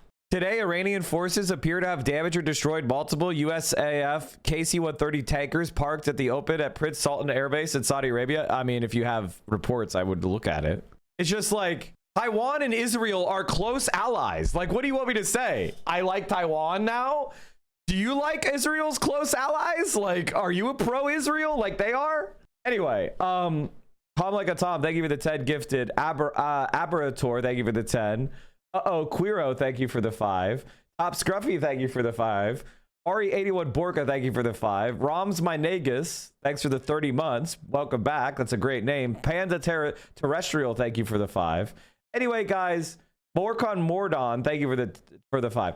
Thank you guys for supporting the stream. I mean, sometimes, like, I will fight with people because I care, like, on like the Cat Abu Ghazaleh thing. I lost supporters because I said, hey, fighting a war with China over Taiwan would be a disaster, and I oppose everybody who says that's a good idea, right? And some people got really mad at me because they don't really know enough about the whole history. And they just do this, like, thoughtless progressive, like, oh, it seems progressive to want to stand up to China's authoritarianism, and we just hand wave this shit. And in reality, we don't look into this stuff. And then you adopt policies that are extremely dangerous and warmongery, and you go along with liberalism for no fucking reason. I'm not going to do that. I'm going to tell you to be smarter. I'm going to analyze this shit, and I'm going to say, no, supporting a war against China is insane. And if you do that, I don't support you. I don't just go by vibes. I go by history and knowledge and study. That's why I was able to tell you Andy Bashir is bad. Gretchen Whitmer is bad. I was able to tell you that because I know who they are. I research them. I read about them. I just don't go, you know, based on them going viral online once for saying something mildly supportive of trans people and then go, yeah, socialists, let's rush to support Andy Bashir. I don't do that shit.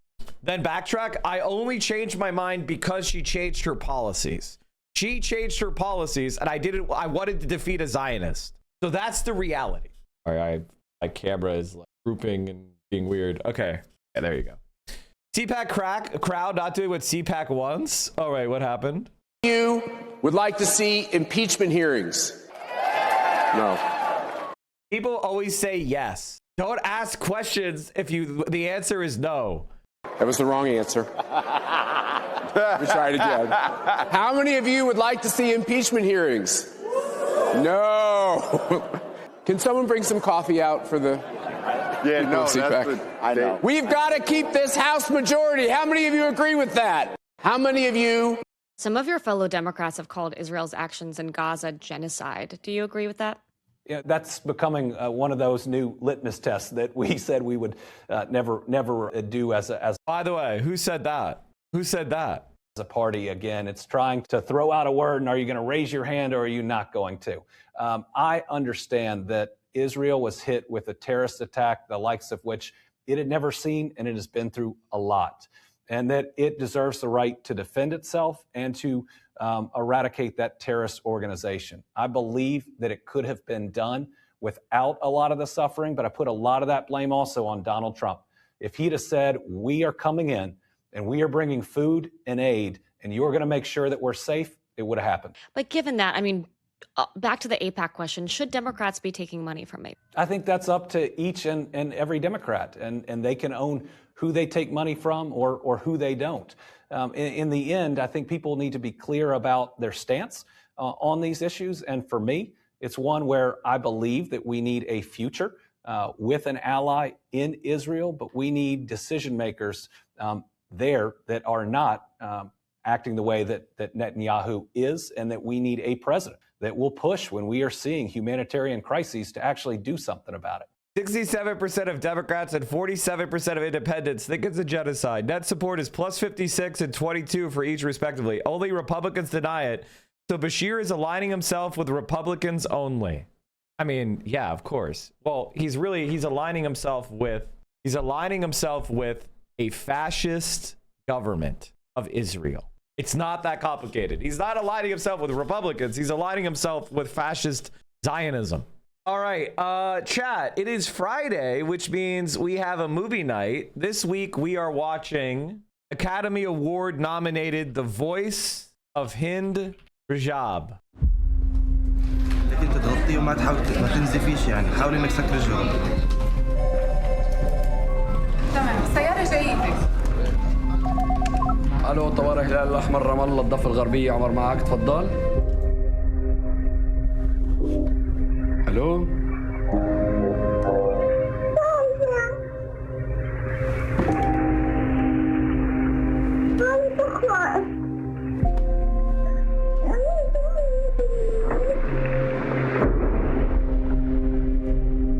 شو اسمك انت؟ كل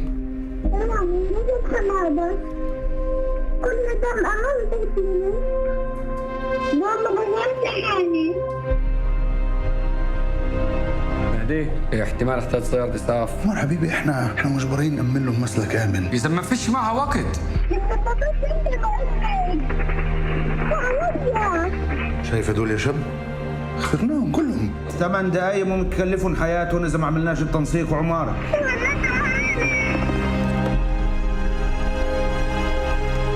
They are shooting at a car with a little girl inside. Can you imagine that? So do something.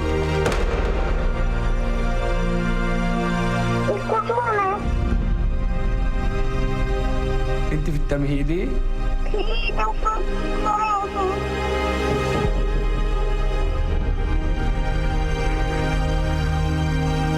هند انا جايين ناخدك احنا. دم أمام بيتي أنا بكون محزونة عايزة بس لسه في فضا لسه معنا وقت.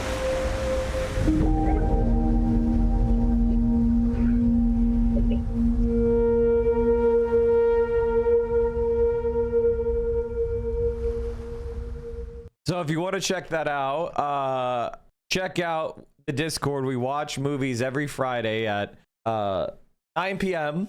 Eastern, 6 p.m. Pacific. I'm also going to be doing this rally with Progressive Victory for Abdul. I guess, you know, the one that is all about Hassan Piker. As Cameron Kowski says, smearing Hassan Piker with comparisons to Nick Fuentes is obviously outrageous, stupid, and harmful, but it's also a failing strategy. And this is the moment we have to stand up. Like, You can't allow these people to intimidate you. You can't allow them to pretend like it's a real thing. That's how they beat you, because the moment you start acting like it's real, then they show you're acting like it's real as evidence that it's real. You can never back down. My Orthodox relatives aren't inbred. He never said that. Did our settlers destroy humanitarian aid, inbred? Comparing Assad to Nick Fuentes is essentially white nationalist propaganda. He never did. That's just a slander, and he needs to start suing people. I mean, it's really that simple. And it is that simple. So, a day with Vosh. Yeah. Don't even get me started, chat. All right. What else? The fight with the Elizabeth Warren right was always inevitable. I mean, we should have learned our lesson in 2020. They will always backstab these so-called progressives. The problem is that, like you, they say he is anti-Semitic, quite literally cannot give any examples at all.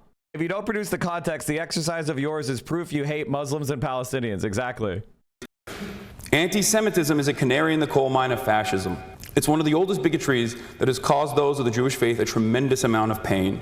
From pogroms to the Holocaust, Jews have always been singled out by those in power as a scapegoat for instability and economic volatility people in power cause. A resilient, nascent anti-Semitism is a constant threat, especially as economic instability makes those in power seek out old targets. They're not very creative, usually. They just always rehash the same propaganda over and over again. This is precisely the reason why I am terrified of the conflation of anti-Zionism and anti-Semitism. The conflation is dangerous. Valid criticisms against the state, especially as all of the violence is unfolding, and everyone can see it. Valid criticisms against the state committing these atrocities and tying it back to Judaism is a cynical ploy to stop all matter of conversation is truly terrifying. And I think it directly causes anti-Semitism to fester. I will always call out anti-Semitism. It's gross, it's immoral, it is a hate crime. There is no space for anti-Semitism. So when I hear from those who have never even cared about anti-Semitism coming in here to like use it, to deploy it cynically, and to say this nasty thing to someone like myself and to others who are simply calling for the emancipation of Palestinians, I lose my fucking mind. It is so gross. It's so disgusting. You are betraying the severity of anti-Semitism when you use it in such a silly way. There is real anti-Semitism. There is actually a sense of marginalization that is valid. There is actually a genuine impact of anti-Semitism that is a canary for fascist ideology. So when that gets diluted with anti-Zionism in a very nefarious cycle that tries to associate all of the actions of Israel with Judaism, you are literally, without recognizing, telling people something that is objectively false, okay? Just like Saudi Arabia and its actions have nothing to do with Islam, okay? Or the rest of the Muslim world, Israel's actions have nothing to do with Judaism or, you know, how American Jews or Jews wherever they live in the world and their day-to-day experiences. It has nothing to do with that. It is a state, right? It is a state built around an ethno and religious supremacist ideology that is built on top. I mean, like, here's the thing. It doesn't matter how much you say this. Like, it's the same thing with me. I have one time I've misspoke in 7 years. And people will use that forever and ever and always to call you anti-Semitic because they don't give a shit about the truth. They're trying to defame you so that people do not listen to what you're saying. All right, everybody, that's going to be it for me today. Thank you so much for supporting the stream. I'm going to send you guys, gals, non-binary pals over to VO. Hope you guys enjoyed the content today. I'll see you guys later for movie night, campaigning. Make sure you join the Discord. Make sure, more than anything, you are ready for the reaction cast. We'll be releasing a new episode this week. And so whether it's the Hassan episode or the Nick Fuentes episode, I'll let you know. I think we're probably, it's a great pot. So if you subscribe, the content is coming. We will be releasing a new episode this week. All right, everybody, stay safe. Here's all my links. Follow me everywhere. See you tonight on the Discord. See you on the streets, the campaigning. Stay safe. Solidarity forever. And I'll see you all later tonight. Wait a minute. Where the fuck is my raid? Okay, there it is. All right. See ya. Free Palestine. Peace.